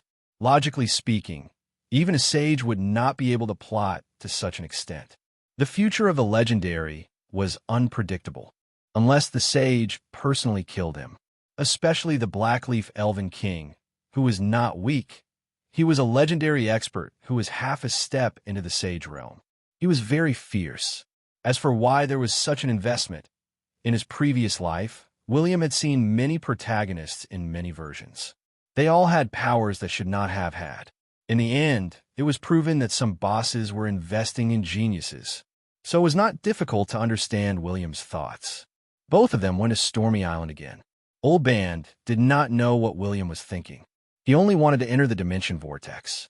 As for Sarimas, who was a friend that he had met a few times, he could not be bothered to think about why Sarimas had joined the City of Dawn, because he had to give Sarimas face. Sarimas wanted to use his introduction to join the City of Dawn. Of course, Old Band would not reject him. As for whether there would be any disadvantages with Sarimas joining the City of Dawn, Old Band had seriously thought about it. It was impossible for there to be any disadvantages. First, William had the royal bloodline. Even if he was a half-elf, any Blackleaf elves who wanted to harm him would have to think about the consequences. Second, the enchanter who was stationed in the City of Dawn was not blind. Third, if William's human father did not die, when he returned and found out that he was the mastermind, it would be a big joke. The campsite on Stormy Island was constantly expanding. It was developing into a small town. This was something that William was happy to see. After all, the magic here was denser. For professionals, it was much better than staying in the City of Dawn. William also had the intention to let the legions train here. At the same time, he could develop this place into his backyard. Where are Burncinder and Lautner? William suddenly asked when he saw Nox welcoming him. They are in seclusion. Tell them that after they finish their seclusion, regardless of whether they become advanced or not, they are to immediately open up the route to the south. If they can avoid trouble along the way, they are to ignore the magical beasts. If there are magical beasts that are courting death, let them deal with them. William left behind a map that led to Stormy Lake. There was no need to worry too much. Otherwise, the Lord would be exhausted to do everything personally. Old Band saw that William had made the arrangements and could not help but say, "Shall we set off now? Let's go." Yes. If we delay for a while, the dimension vortex might suddenly dissipate when we enter. I won't be able to withstand it. After saying this, Old Band suddenly shut his mouth. William widened his eyes. He really wanted to ask, "Old Band, how many luck points do you have? Will it become a single digit after you average out my 3 points? Was it good to raise such a flag?" Chapter 197. There was a wheel that could adjust the direction of the teleportation portal. Someone was gently moving the needle. Old Band and William stepped into the teleportation portal at the same time. Swish! The thrill of ascension appeared in front of them. A purple distorted tunnel appeared in front of William. His body seemed to be extended by thousands of meters. After an unknown period of time, or maybe it was just an instant, their bodies returned to their original state. They were ejected from the dimension vortex. When Old Band reappeared, his body floated in midair. He did not move. William almost hit his head on the wall. He managed to stabilize himself. There was a difference between the two of them. One of them was a space archmage who was more than level 100. He even had the hope of becoming an enchanter. The other was a level 70 advanced professional. The difference in their abilities was like heaven and earth when Old Band discovered the dimension vortex. His eyes lit up. "My lord, you can look around." I'll guard the dimension vortex. If you don't come back, I won't leave. TSK, TSK. You're chasing me away. It's as if I like watching you train. William glanced at the dimension vortex that was floating in midair. He was not interested in it. He flew into the sky and looked at his surroundings.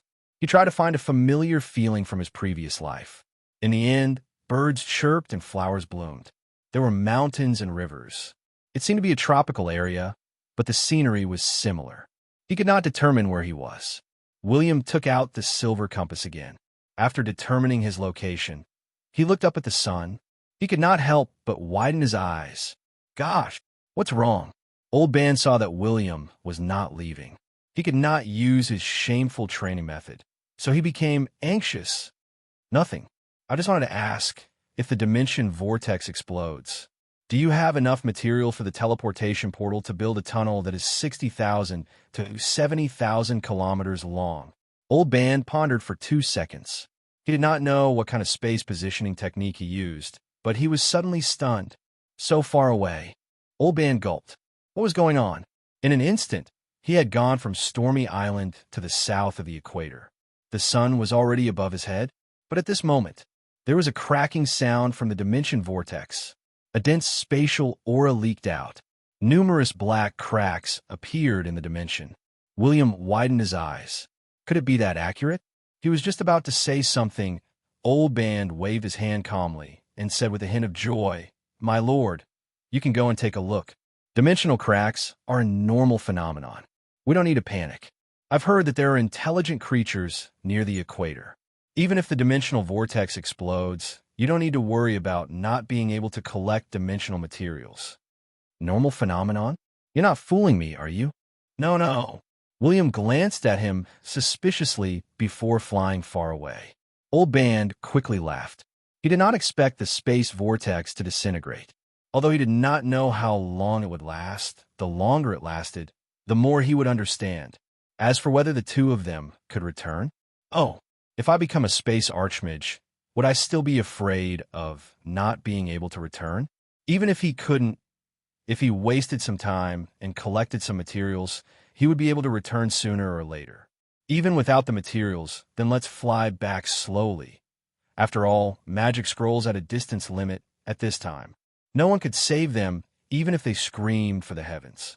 Unless Moses really went to Stormy Island and searched for traces of the spatial tunnel, he would only be able to take the two of them away. D*MN. I've been killing monsters all day. I've been killing monsters for half a year, and the main plot mission has just begun. A player with dark yellow skin looked at the dense rainforest and could not help but complain. Because the Philippines was suffering. Or rather, all the players in the island countries were suffering. They were in the archipelago continent south of the equator. Or rather, this was not a continent. It was an island in the middle of the ocean. Only the central island was the largest, and it looked like a real continent. But the players did not choose the central island as their spawn point. The players from different countries were distributed on the small islands near the central island. They were small islands. But in the God's world, there were countries with millions of square kilometers of land. Sometimes, the islands of two countries were only a few hundred kilometers apart. If the level of the two countries was higher, they could start a war. There were many merchant ships here.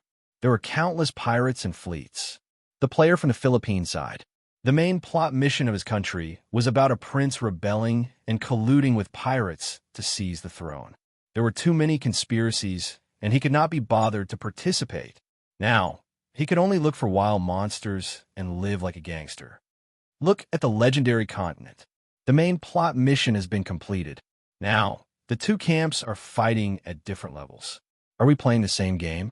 Our country is too small. D*MN. I'm going to report the company gods for looking down on us. Even if our country is small, can't we have a continent?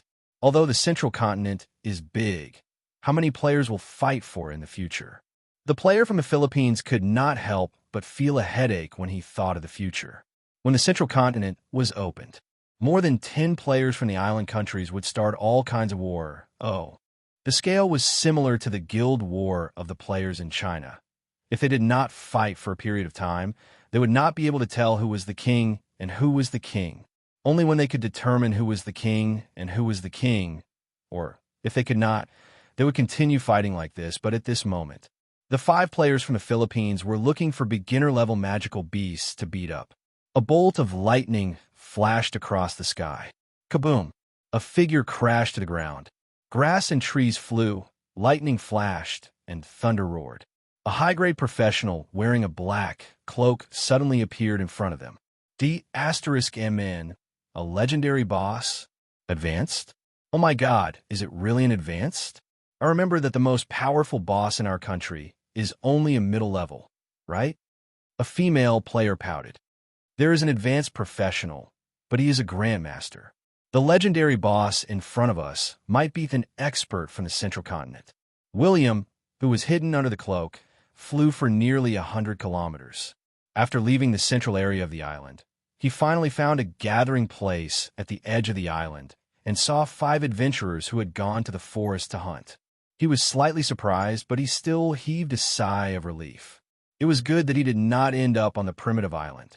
That meant that he could still go back, and he did not have to worry about not being able to buy the materials to make the teleportation door. Especially since he had the player system, he could naturally hear the language of the Philippines players.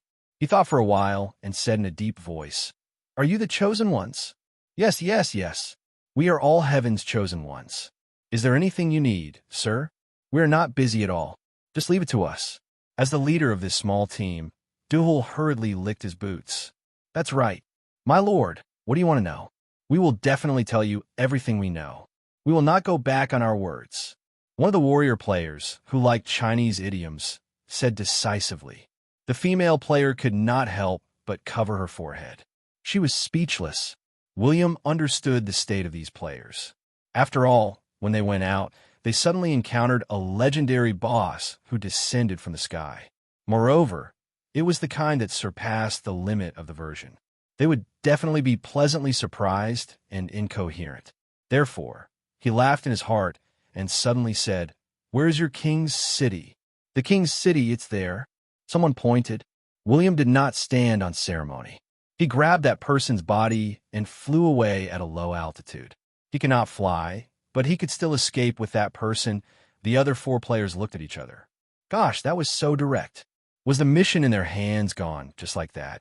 1 hour later, when William arrived near the Philippines' King City, he raised his hand and slashed. It was obvious that the traitor from the Philippines had died a violent death. Of course, that player was not happy. He posted on the forum that he had led the way for an advanced legendary boss. In the end, not only did he not receive any rewards, but he was also killed. But what happened? He had forgotten to record it.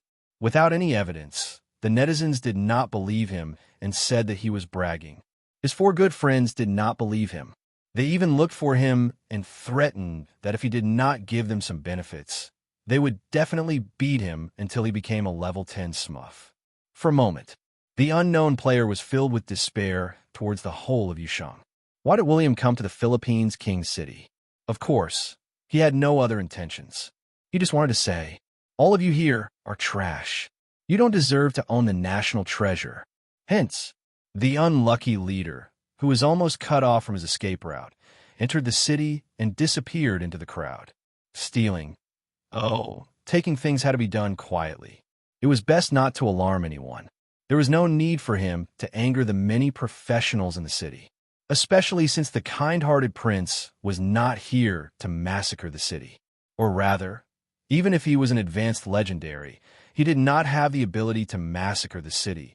But this was a king's city. There were more or less some methods to deal with advanced professionals. In the tunnel, that was right. The most unobtrusive method was to dig a tunnel. When William ascertained the location of the palace, he chose this method. Perhaps this method would be very troublesome for others. Or rather, it would be very tiring even if one had an epic shovel.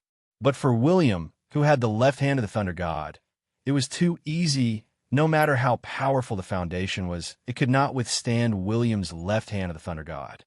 His left hand was filled with battle energy, and the hard foundation was crushed like tofu. The godly excavator was that awesome. I didn't expect that the space vortex would lead to the archipelago continent. There are many things that can be manipulated. William thought about what he could do in the future as he dug. For example, he could borrow the space ring from Moses and bring the Dawn vessel here. He could disguise the Dawn vessel and pretend to be a pirate to rob the merchant ships here. For example, he could look for the treasuries of the other island nations in version 1. Of course, he could not do this for a long time. The archipelago nations had backers. Their backers were the human kingdoms and empires in the central continent. The main characters of the Third Era were humans. It was not only the case in the legendary continent, but also in other continents. Even if the archipelago nations were completely destroyed by the subordinate human nations, no one would care. But if the treasuries of the small nations were robbed one after another, it would definitely attract some law enforcers to solve the problem. Then, I have to act quickly. Before the kingdoms in the central continent can react, I have to empty the treasuries of a few island nations. Damn it! If I had known earlier, I would have borrowed a space ring from Moses. My space ring is only 30 by 30 by 30 meters. If I have too many gold coins, it won't be enough. I can only choose good items to take. But even so, William was ecstatic. Think about it. If he stole all the island nations' mithril, orichalcum, adamantine, and various expensive magical metals, as well as equipment of silver quality and above, gosh, he was going to be rich. It was more profitable than digging up the graves of the gods. If that was the case, the darkness invasion was nothing. He would destroy them. As for how the archipelago nations would deal with the darkness invasion, apologies. It was better for them to die than for me. Chapter 198. I'll dig. William was tens of meters underground, and he was even singing happily. There was only soil here, and there was no foundation. But there were some sewer pipes. After all, this was the King's City. Even though the game was set in the Middle Ages, the sewer system was not widespread in all cities. William was not afraid of losing his position underground. As an outstanding legendary boss, he carried a compass with him. After ascertaining his position, he just had to dig in one direction. 1 hour, 2 hours, 3 hours had passed. William sensed that he had dug into the palace. He slowly used the left hand of God to dig upwards. When he was 10 meters above the ground, he used soul magic to sense. TSK. Were there people above his head? He could clearly see how many people were above him and whether there were people around him. But the enemies did not know that he was underground and were about to take something from their treasury. He had to admit that the Saint's soul magic was awesome. He had the potential to become a thief. Or rather, an assassin who did not know soul magic could never become a thief. He could only sneak into a player's residence. There were many thieves in the City of Dawn, and most of them were players. They specialized in stealing the residences of players who were away from home. Now, many assassin players were hated by everyone. This situation could not be seen in other places, because only the City of Dawn provided the players with a home system, but the players had a home in the game, which increased their sense of belonging. They would not give up on the City of Dawn unless it was a critical moment. I have to admit that digging tunnels is a godly skill. Why didn't I think of this? William was ecstatic, but after thinking for a while, he understood that he did not have the left hand of God. Think about it. How many geniuses would use the left hand of God as an excavator? Not to mention the legendary continent. Probably no one in the 9 continents of the gods would do that. It would be too embarrassing. But William did not care. His face could withstand the attack of a Lord God, let alone his dignity. 10 minutes later, the unlucky Lord William found an empty corner and peeked out. He looked around like a gopher before digging again. 20 minutes later, William peeked out again. 30 minutes later, William peeked out again. This time, William did not dig back underground. Instead, he swaggered into the royal treasury. That was right. He had already dug into the royal treasury. Perhaps the royal treasury had a magic barrier, or perhaps there were dozens of intermediate professions standing at the entrance of the treasury. However, they would never have imagined that someone had not only dug through the foundation, but had also dug through the 30-centimeter thick enchanted floor made of orichalcum. Just like that, His Royal Highness walked into the treasury as if he was returning home. Gold coins. Gold coins. All gold coins? William raised his eyebrows. This was not good. There were more than 2 million gold coins in the royal treasury. They had piled up into a mountain. But as an outstanding lord, how could he be so short-sighted? It was just gold coins. His Royal Highness didn't even spare him a glance. Thus, he continued to head deeper into the treasury. 1 minute later, William avoided the magic prohibition and dug through a wall. The equipment warehouse. William's eyes widened. He could not help but think to himself, "Brother, you're so awesome. You're not using 4,000 sets of middle-level silver equipment? Are you leaving them in the treasury to rot? TSK, you're as wasteful as the Iron Nation. I admire you for keeping so many gold coins and equipment in the treasury." William understood the thinking of the human royal families or nobles.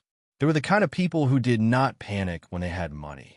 Or perhaps they were not willing to invest large sums of money to convert it into combat power. But it could not be helped. The human aristocratic system was too complicated. The king did not control the entire country's military. His main legion would definitely have replacement equipment. Even if the excess equipment was gathering dust in the treasury, he would not take out extra equipment for other legions. As for why he did not spend so many gold coins, other than to maintain the country's business operations, it was also because of his heart. Some kings like to look at the mountains of gold coins. William did not stand on ceremony. He kept all 4,000 sets of silver equipment without batting an eyelid. There were also more than 20 epic weapons and defensive equipment, more than 50 pieces of dark gold equipment, and more than 100 pieces of gold equipment. He took all of them with him. If he could not use them, he could reward them to his subordinates. After all, as an outstanding youth, he deeply understood that it was shameful to waste. He could not forget the words of his ancestors. TSK, Gem Warehouse. King of the Philippines, are you arrogant or do you have a mine at home? William wrinkled his nose. He saw that there was a magical barrier on the wall. He decisively dug underground. 3 minutes later, William entered the gem warehouse. Gosh, does he really have a mine at home? William could not help but widen his eyes. There were 7 or 8 piles of gems that formed a small hill. There were attribute gems that increased strength, agility, physical strength, and intelligence. There were also many magical gems. There were tens of thousands of gems. The quality was a little low, but there were so many of them. The possibility of the entire army of the City of Dawn being equipped with gems had appeared. William swallowed and decisively waved his hand to take all of them. Not a single one was left. Buddy, you're really rich. But where are the magical metals? William returned to the treasury hall and saw the metal warehouse. Needless to say, there was a magical barrier on the wall. He dug underground again. William went to the metal warehouse like a mole. He saw more than 2,000 kilograms of various magical metals. There were also many precious purple gold and various essences. He immediately waved his hand and took all of them. Half of the space ring space was taken up, and the equipment took up the most space. William thought for a while and took hundreds of thousands of gold coins. After all, his family was relatively poor recently, and his expenses were a little high. It was time to replenish the Lord's private treasury. Of course, he could abandon these gold coins. When he went to steal from other people's treasuries and saw something good, he could throw the gold coins there. That's not right. Moses isn't here, but Old Band is a space archmage. I don't believe that his space ring is small. William thought about this and immediately waved his hand frantically. He took away the entire mountain of gold coins. He glanced at the mountain of silver coins that he did not want and waved his hand. Mountain of bronze coins? Waving his hand, he waved until he could no longer store them. In more than half an hour, he had emptied the treasury. It was so tiring that William's hand hurt. He glanced at the hundreds of thousands of bronze coins that were left. He suddenly felt a little embarrassed. Hence, he took out a gold coin from his space ring. Oh, it was a gold brick. It was placed at the top of the mountain of bronze coins. Oh, this looks much better. I don't want to go overboard, but I don't have any surplus food at home. I'm poor. William was about to turn and leave. He stopped in his tracks. He picked up the gold brick. After being stunned for 3 minutes, he engraved a line of words on it. Asia Dukedom. Lesotho's expert is here, that's good. He's an advanced expert from a neighboring family. In such a situation, no one will suspect me. William burrowed into the ground and disappeared. Asia Dukedom. The dukedom of the Indonesian players. One of the countries in the archipelago, the scapegoat NPC that William had found on the forum. Chapter 199. A one-day trip to the archipelago continent. William's departure did not alarm anyone. William started to like the feeling of reaping rewards without sowing. In short, it was extremely satisfying. After he left the city, he found a deserted place and flew towards the dimension vortex. A few hours later, when he got close to the space vortex, he realized that Old Band was not wearing any clothes. He was standing naked in the space vortex. He was not sucked away by the dimension vortex. Instead, he was absorbing the space aura. It seemed like he was tempering his elemental body. William stood at the side and watched for a long time. He hesitated for 10 minutes before he coughed. Old Band knew that William was coming, but he did not have time to put on his clothes. Hence, he pretended not to know. After William spoke, he calmly put on his clothes and walked out of the dimension vortex without a care in the world. William glanced at Old Band's face. TSK. Old Band was not red at all, as expected of an elf who had lived for hundreds of years. His face was very thick. Prince William, why are you back so soon? Old Band cursed in his heart. Why had William been watching him from behind for so long? Lend me the space ring. I want the biggest one. William extended his hand. He did not want to explain. Old Band pondered. Oh, how big? As big as it can be. Wait a moment. My training was successful. My space magic has improved a lot. I'll expand this space ring. Old Band nodded and took out a space ring from his left hand. He had a lot of space rings. As a space archmage, the creation of space rings was a basic operation. According to logic, advanced space mages could create space rings. Now that he understood the magic in the dimension vortex, his power was increasing rapidly. If the dimension vortex did not dissipate and allowed him to temper his elemental body, he might even become an enchanter. In order to prevent William from disturbing him, Old Band put in a lot of effort to expand the space ring to the largest size that he could make. Half an hour later, Old Band's face was red as he handed the space ring to William. William took a look at the ring. His eyes almost popped out. Impressive. 120 by 120 by 120 meters. Is this the limit? William gave a thumbs up and turned to leave. Old Band's meaning was clear. I'll give you the space ring. Don't disturb me anymore. Coincidentally, both of them valued time very much.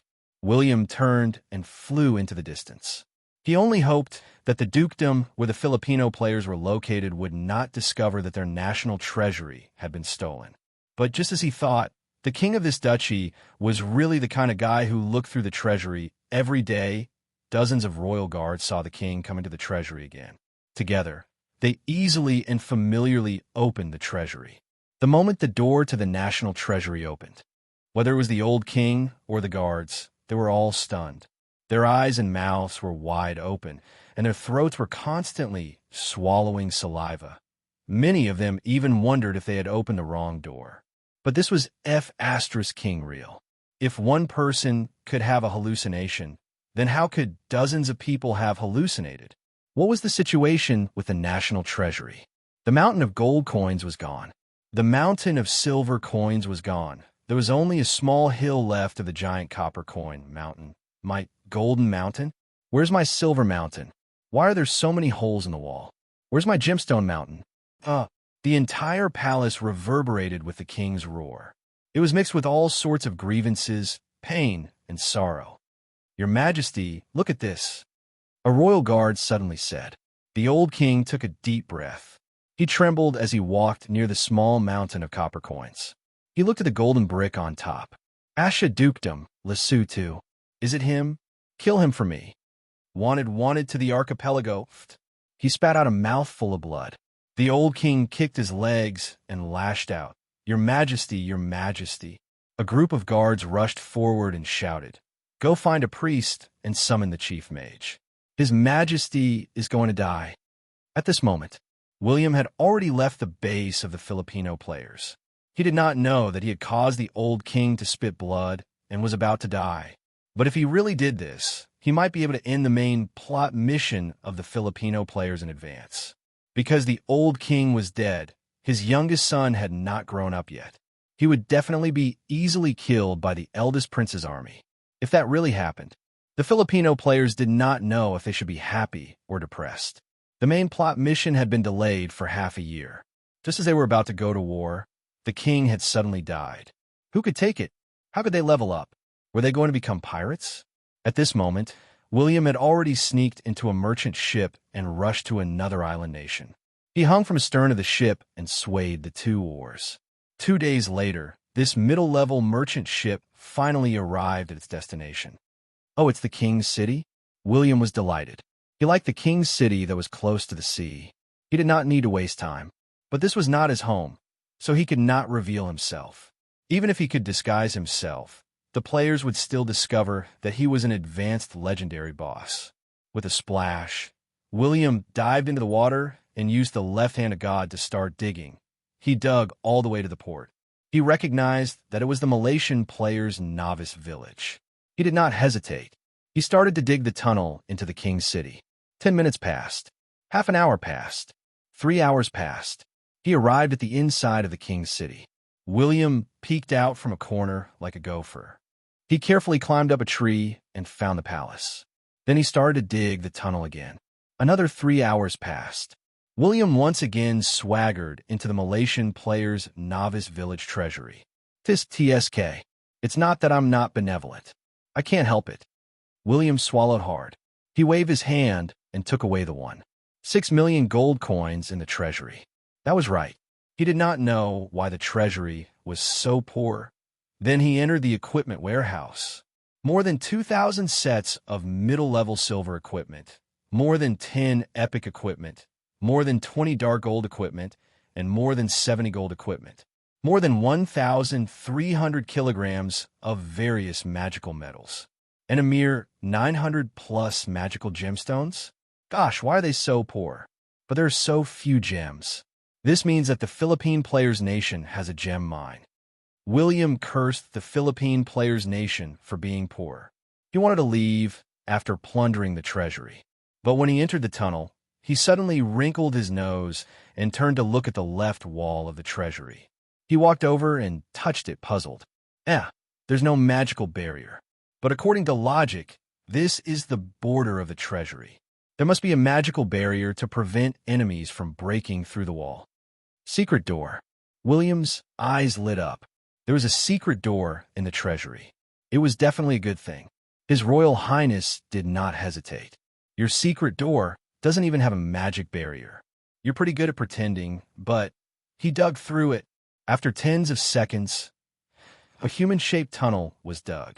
When he walked in and saw what was inside, he was completely stunned. It was the skeleton of a blue dragon. Or rather, it was the skeleton of a water elemental dragon. The scales were neatly placed in a corner. Oh, there seemed to be a lot less. They were probably taken away to be made into equipment.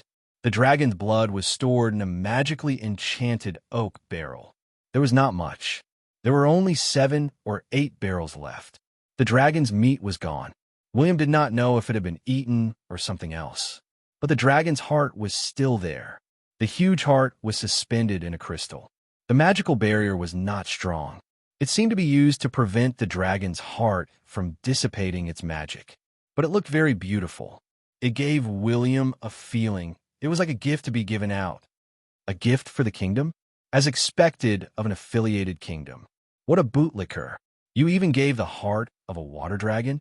William did not hesitate. He took the dragon's scales and the dragon's blood. But when he stretched out his hand to touch the heart of the water dragon, buzz. A deafening sound reverberated. Pom, pom, pom. Pom, pom, pom. A huge cage suddenly descended and instantly enveloped him. It was a warning from the magical barrier. William was surrounded by the cage. But William did not panic at all. He took out the thunderblade and slashed at the metal cage. But there was not a single scratch on it. Good stuff. William swallowed hard. He had activated the mechanism, and someone would come immediately. But it did not matter. He immediately used the left hand of God to pierce through the magical barrier. He grabbed the heart of the water dragon and the magical crystal that was used to preserve the heart. Next, he used his left hand, which had turned into thunder, to dig at the wall above his head. In less than 10 seconds, he completely dug out the cage. 30 seconds later, the door of the treasury was opened. There were at least 1,000 intermediate warriors outside. There were even advanced warriors. But when they rushed into the treasury, they could only see scattered gold coins and low-level gems on the ground. The commander of the royal guards saw this scene and hurriedly looked at the secret door. In the end, the wall had been pierced. There was nothing left inside. Not even a scale was left. At this moment, his eyes turned golden. His killing intent was dense. The heart of the dragon's blood was gone. It was the betrothal gift of the crown prince. It was a gift for the kingdom. To kill the intermediate water dragon, more than half of the treasury had been consumed. Now that the crown prince and the princess were about to hold their engagement ceremony, the gift had been stolen at the same time. A royal guard pointed at the top of the bronze mountain. My lord, is there a gold brick here?" The commander of the royal guards walked over. He had a gloomy expression and narrowed his eyes. "Asia Duchy Lesotho?" 3 days later, the news of the treasury of the 2 small duchies being stolen had spread. The thief had not been caught yet. As for whether the thief was Lesotho from Asia Duchy, everyone knew that no thief would be so foolish. Did he have to write his name on the treasure? How could he cheat himself like that?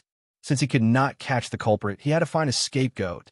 For a moment, the messengers of the 2 small duchies went to the Lobster Kingdom in the central continent. They hoped that the king would seek justice for them.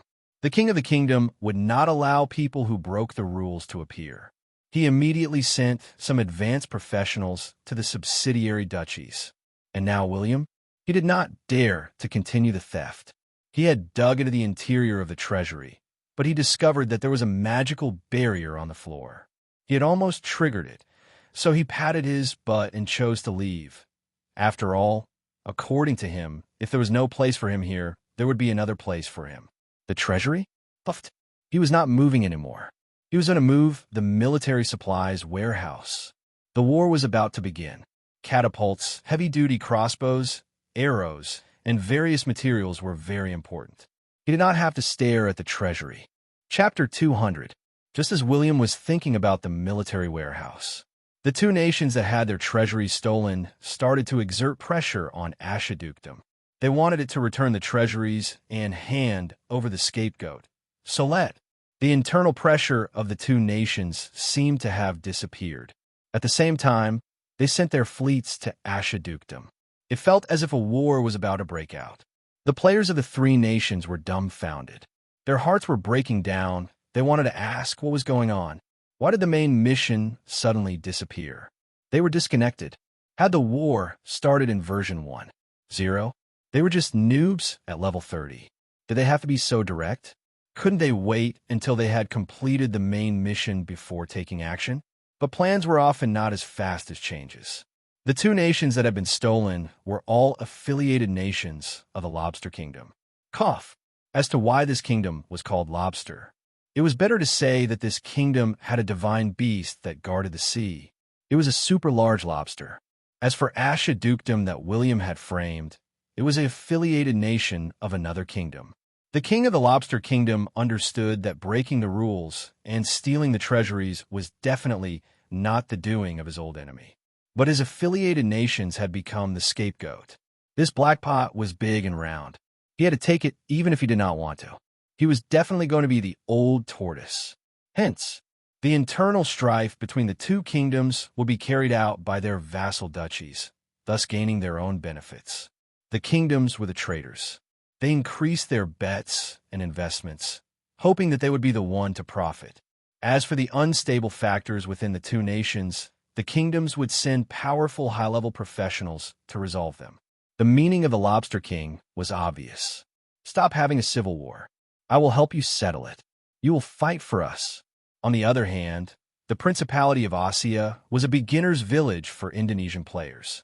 Their pockets were filled with yellow mud, which was shit even if it wasn't shit. What was going on? How could they bully others like this? Our novice village had become the scapegoat for no reason. Did you ask us players how we felt? For a moment, the forum of the archipelago continent was in a mess. The players of the three nations were arguing. The war of words could probably drown an entire city. As for the players of the other island nations, not only did they watch the show, they even started all kinds of wars. They were afraid that the war was not big enough. Anyway, after a 7-day tour of the archipelago, the situation on the archipelago had completely changed. The war between the three dukedoms would have a huge impact. But when William looked at the forum, he suddenly realized that this was a good opportunity. Who was he? The mastermind of all conspiracies. How did the Iron Nation and the Black Lava Nation die? It was only because he knew the background of the main storyline that he was able to take over the territories of the two duchies step by step. William did not know about the main mission of the other countries, but the more chaotic the battlefield, the more he liked it. Since we can't steal from the national treasury, let's go to the military warehouses of the other duchies. We can't just cheat the Asia Duchy. Every duchy wants to be cheated. Let's fight, especially the Japanese players on the forums. It seems like they are really looking forward to the naval battle. Then I will satisfy their wish and let all the island countries fight each other. Only then will I be able to profit. William could not help but swallow his saliva. The strength of the Dawn vessel could be ranked among the top, even here. Even the kingdoms of the archipelago continent rarely had epic battleships. They were all treasures and strategic weapons used to guard the battleships of other kingdoms. Therefore, if the Dawn vessel came here to be a pirate, even if it wasn't invincible, it could be considered second to none. Therefore, he went back to take a look at Old Band again. He realized that the space vortex was gradually shrinking, but it had not completely disappeared. So he went on a 1-month tour of the various countries. The asterisk men, attack them, attack them. Fire arrows, set their ships on fire. A player shouted. Suddenly, he was shot by a dense battle energy arrow and turned into white light. The shield bearer beside him was stunned. He hurriedly looked back and realized that his ally had attacked them. Therefore, he immediately roared, I don't like your group of sons.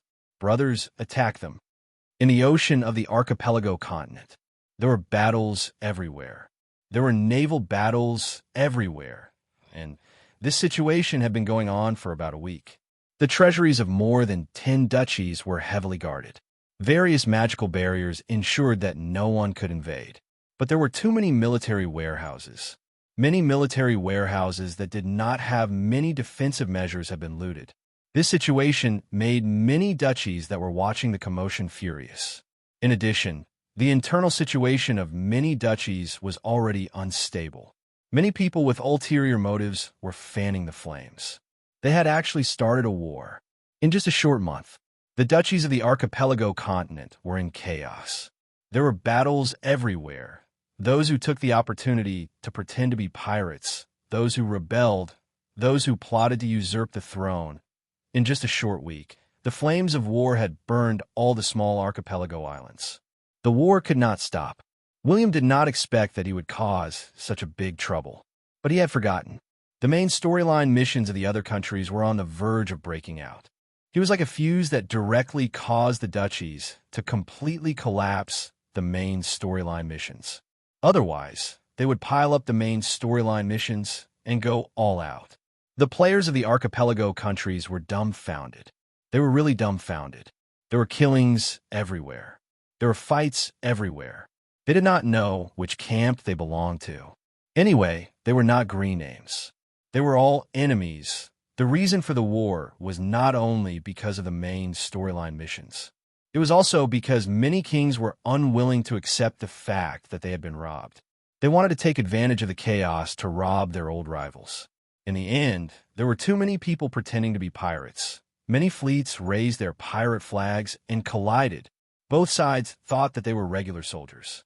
They were pretending to be pirates. It should be easy for them to fight real pirates, right? Then they would fight. They would rob these pirates first. Therefore, and it was even King evenly matched. Gosh, the other side was also a regular soldier pretending to be pirates. Therefore, the more they fought, the more chaotic it became. In a short period of time, many merchant ships were taken advantage of. This angered many aristocrats who owned merchant ships. They pondered, "You want to rob me? I want to rob you too." The impact of the archipelago duchy incident was not small. Many kingdoms could not control it. Even the two human empires in the central continent knew about it.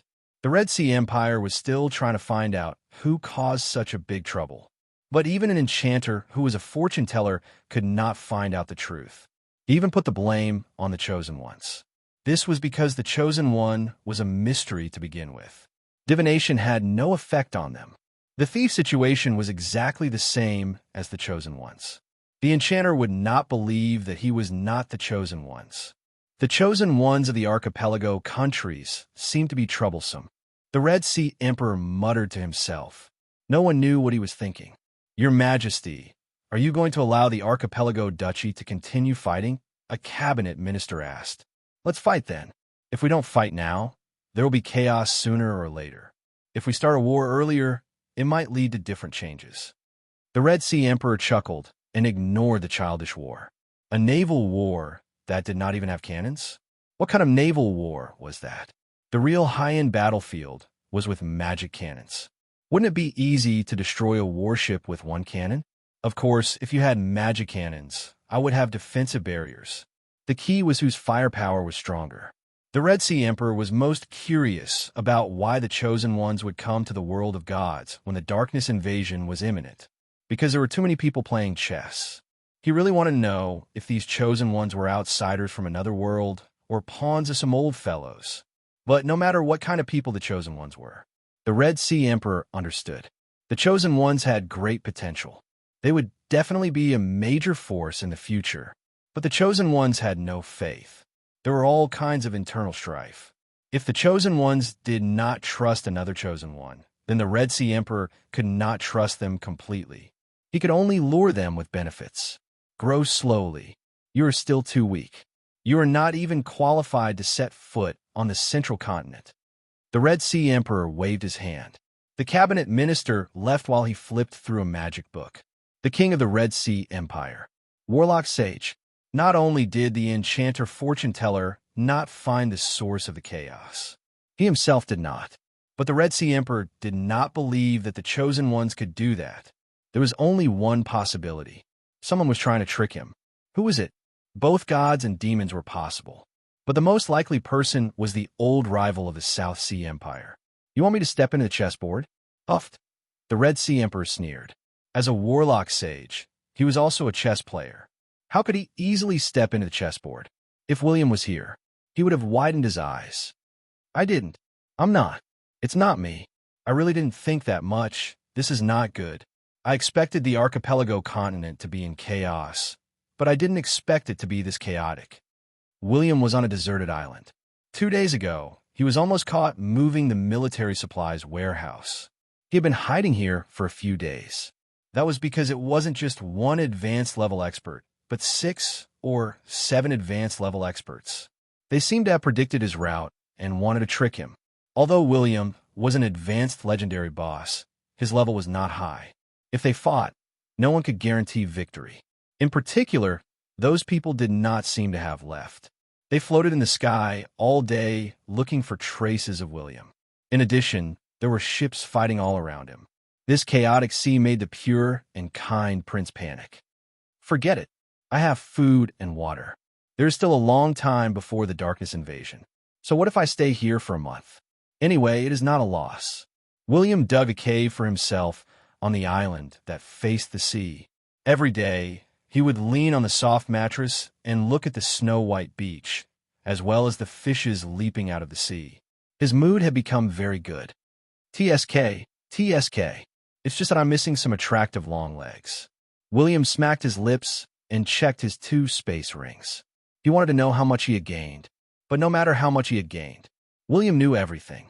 When the City of Dawn faced the darkness invasion, it would not be under great pressure unless there were changes to the darkness invasion. Chapter 201. The 2 space rings were stuffed to the brim. There were so many resources in them that it was dazzling. William examined them carefully for more than 30 minutes before he came up with an accurate figure. There were 12,000 sets of intermediate silver equipment. There were 300 pieces of equipment that were gold and above. Some of the equipment had been brought over from the military warehouse. There were 2,100 sets of catapult parts. There were 300 heavy crossbows and 1,300 sets of parts. There were 3 million gold coins. There were about 10 million silver coins.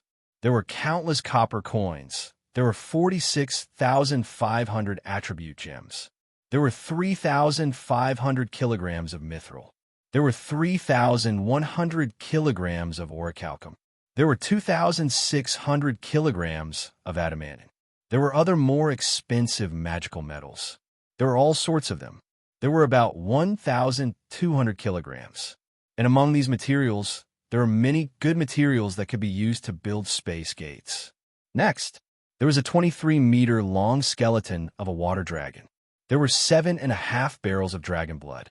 There was a complete heart of a water dragon, but half of its blood had been used. It was also of legendary quality. It was not inferior to the fire dragon, but the dragon crystal was not found. William was disappointed for a long time. Even so, with so many resources, it should be worth at least 20 million gold coins. William suppressed his joy. He walked out of the cave and pulled the grass aside to look at the sky. There was no danger above him, but it did not mean that the advanced professionals had left.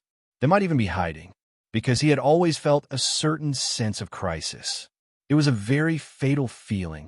It was definitely not a threat that an advanced professional could pose. It was at least a grandmaster or even an epic, so it was not the time to be happy. William had to ensure that he could return to the City of Dawn or Stormy Island alive. Just as he was about to pluck a coconut to have a taste, an unlucky person was lying on a wooden plank by the shore.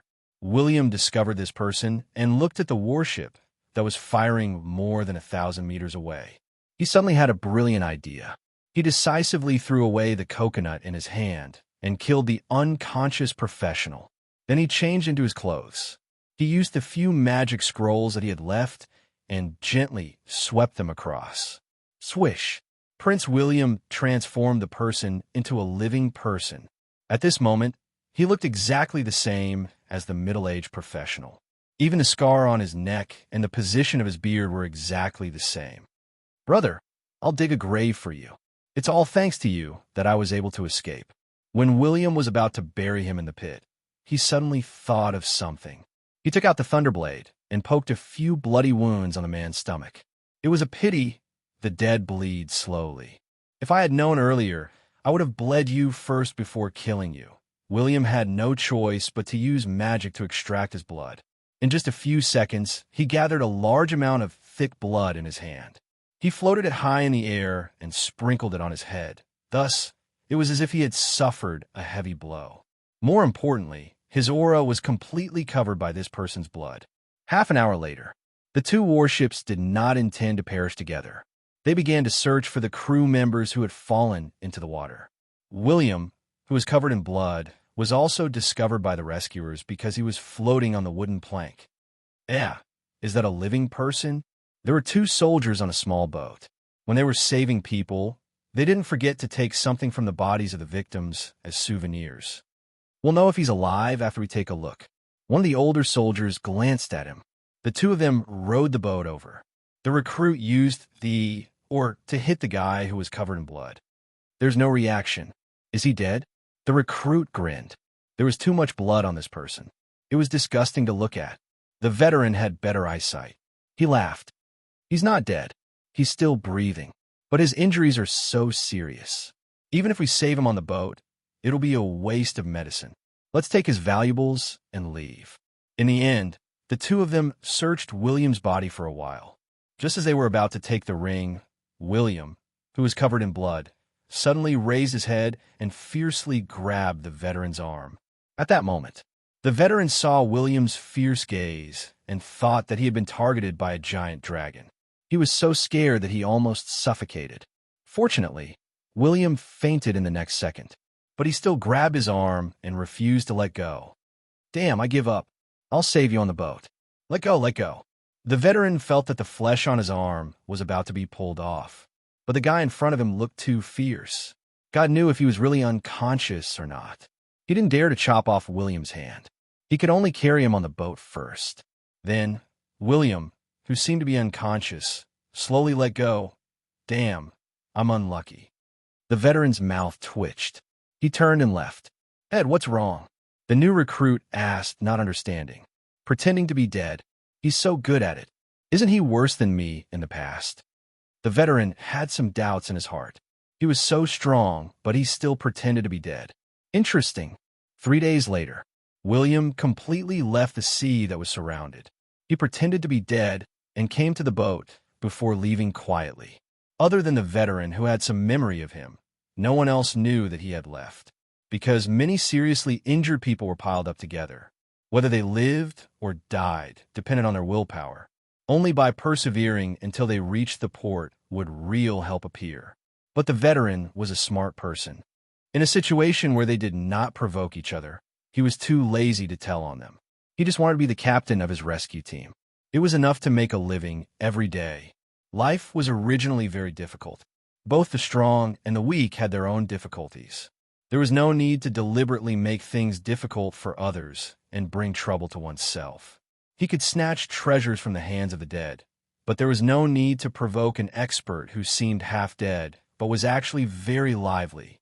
Another 2 days later, William returned to the vicinity of the dimension vortex. There was a loud buzzing sound. A ripple visible to the naked eye spread out in all directions. At the same time, the naked old band was also sent flying by the aftermath of the explosion of the dimension vortex. In midair, he swung his little bird and laughed maniacally. I've become an enchanter. I've finally become an enchanter. Ha ha! Old band laughed, but he could not laugh anymore. He saw William. William was also looking at the naked old band. Ahem! When did Prince William return? Old band waved his hand and changed into a magic robe. He tried his best to act like an enchanter. You become an enchanter? Yes, I accidentally broke through. Old band nodded pretentiously. Oh, it's the first time I've seen a naked enchanter. Speaking of which, your thing is very small. Oh, before William could finish speaking, Old band stepped forward and covered his mouth with his hand. He gave William a warning look. You can eat whatever you want, but you can't speak carelessly. Be careful, or I'll bring the princess out of the City of Dawn. William was not to be outdone. He gave Old Ban a look and shook the ring on his finger. I don't have to say anything, but the space ring is mine. Old Ban glanced at the space ring and could not help but laugh. It's not a big deal. It's just a space ring. I'll give it to Prince William as a gift for becoming a space enchanter. Is a space enchanter very strong? William suddenly asked. Old Ban glanced at him and intersected his fingers. In a one-on-one fight, a space enchanter is stronger than 10 elemental enchanters. Do you understand? William asked curiously again. Can you defeat 10 elemental enchanters? No. Old Ban's face darkened. He had just become an enchanter. How could he be that powerful? Then why aren't you running? I'm being hunted down. When the space vortex explodes, it will attract a lot of attention. William pulled Old Ban away. He wanted to find a secluded place to construct a teleportation portal. Why are we running? Even if I can't defeat them, it doesn't mean that I'm afraid. Before Old Ban finished speaking, he suddenly looked into the distance.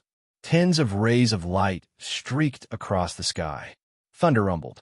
It felt as though they were going to surround the area. Old Ban's heart skipped a beat. He glanced at William, who acted as if nothing had happened.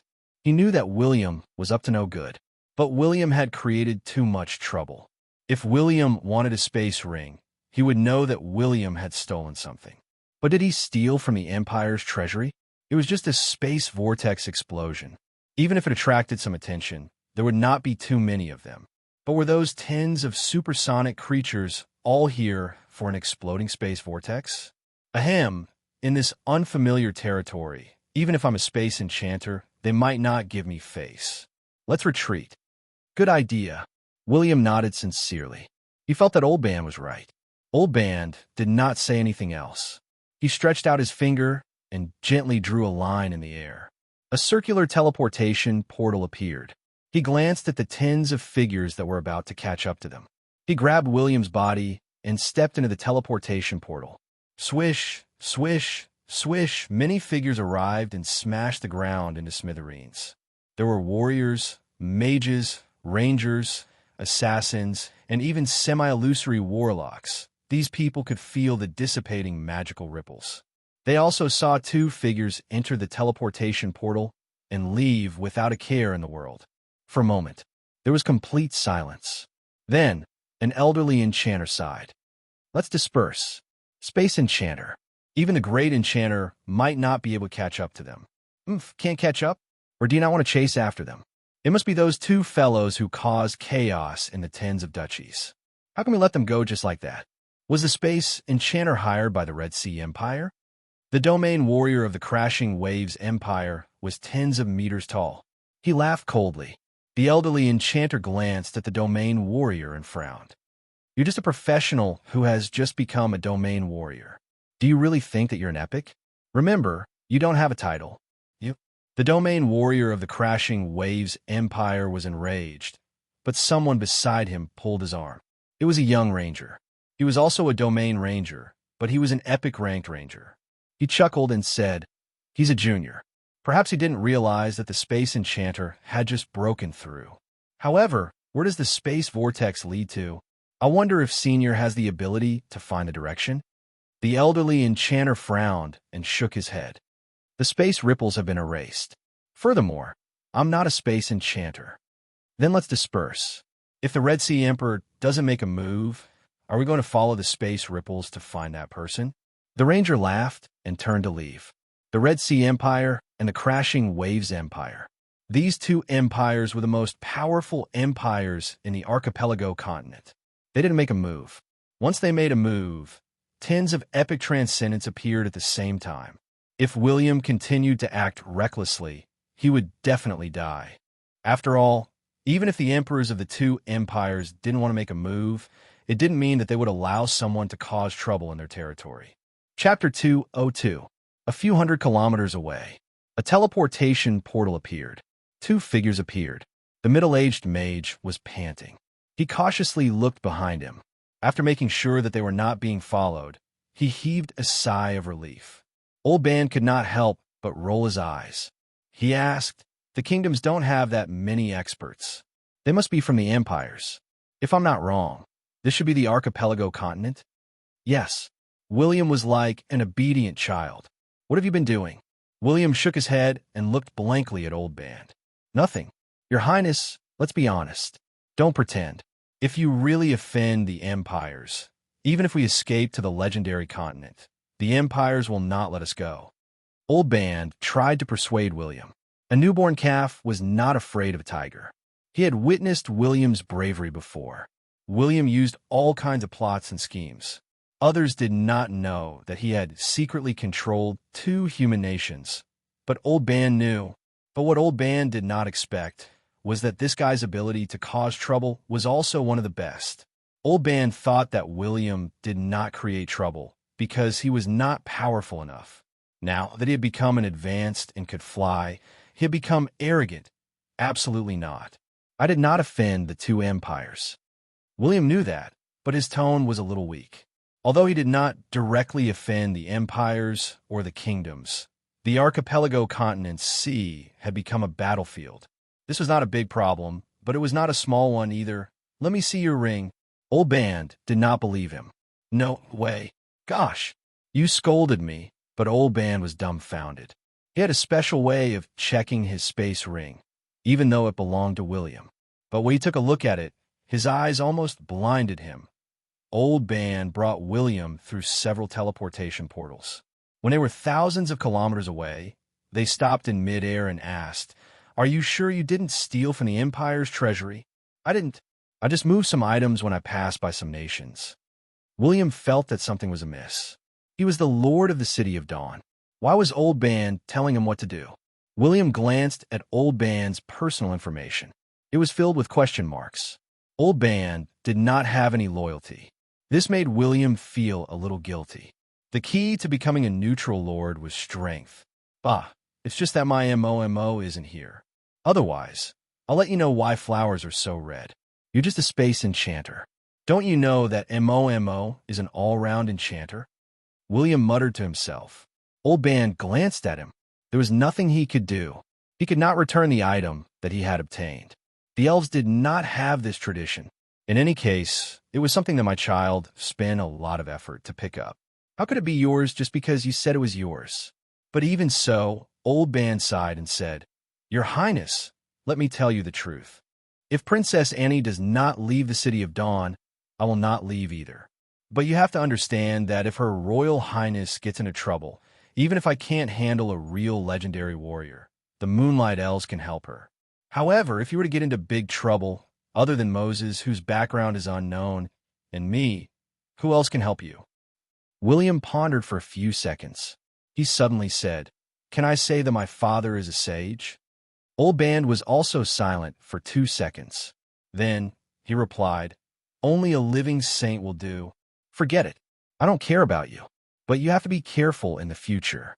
Even though I don't know how you managed to steal from the national treasuries and military warehouses, you have to understand that this is a big taboo. It is against the rules. If everyone is like you, won't the small nations be bullied by the experts? You have to remember that in this era, the human empires are the ones that control the rules of the continent. The human empires are the strongest backing of the humans. If you break the rules and the experts of the human empires want to punish you, no one will be able to help you.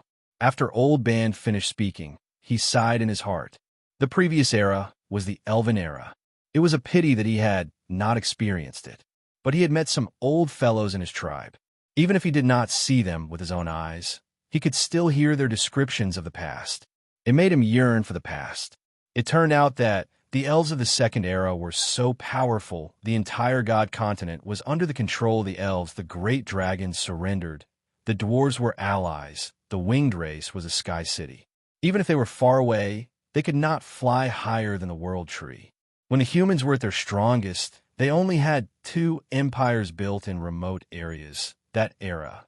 It was the era of the elves, until the Darkness Invasion, a bloody war that lasted for thousands of years, caused the elves to decline.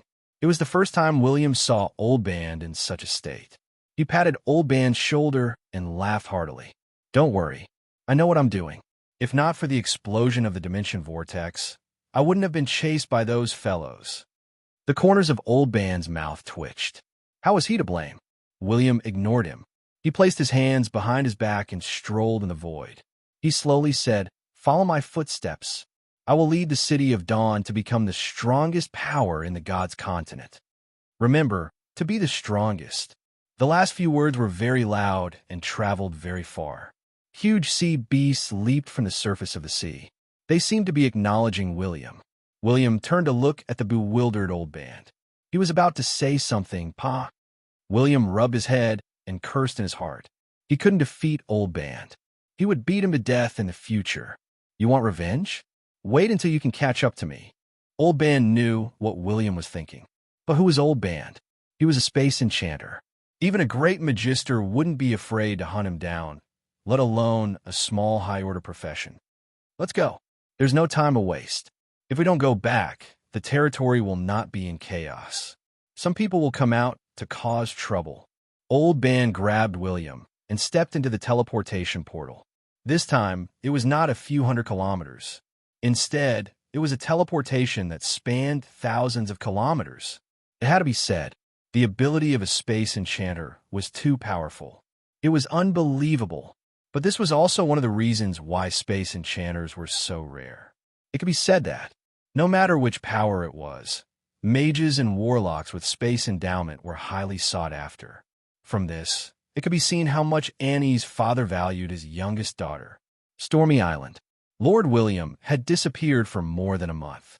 Fortunately, he had a space archmage with him, so he was not too worried. Was Old Ban afraid that the territory would be in chaos? It was impossible. Although he knew that William was good at bluffing, he did not know how good William's handsome endowment was. His trusted aides were all loyal. As long as William did not die, he was not afraid of being betrayed.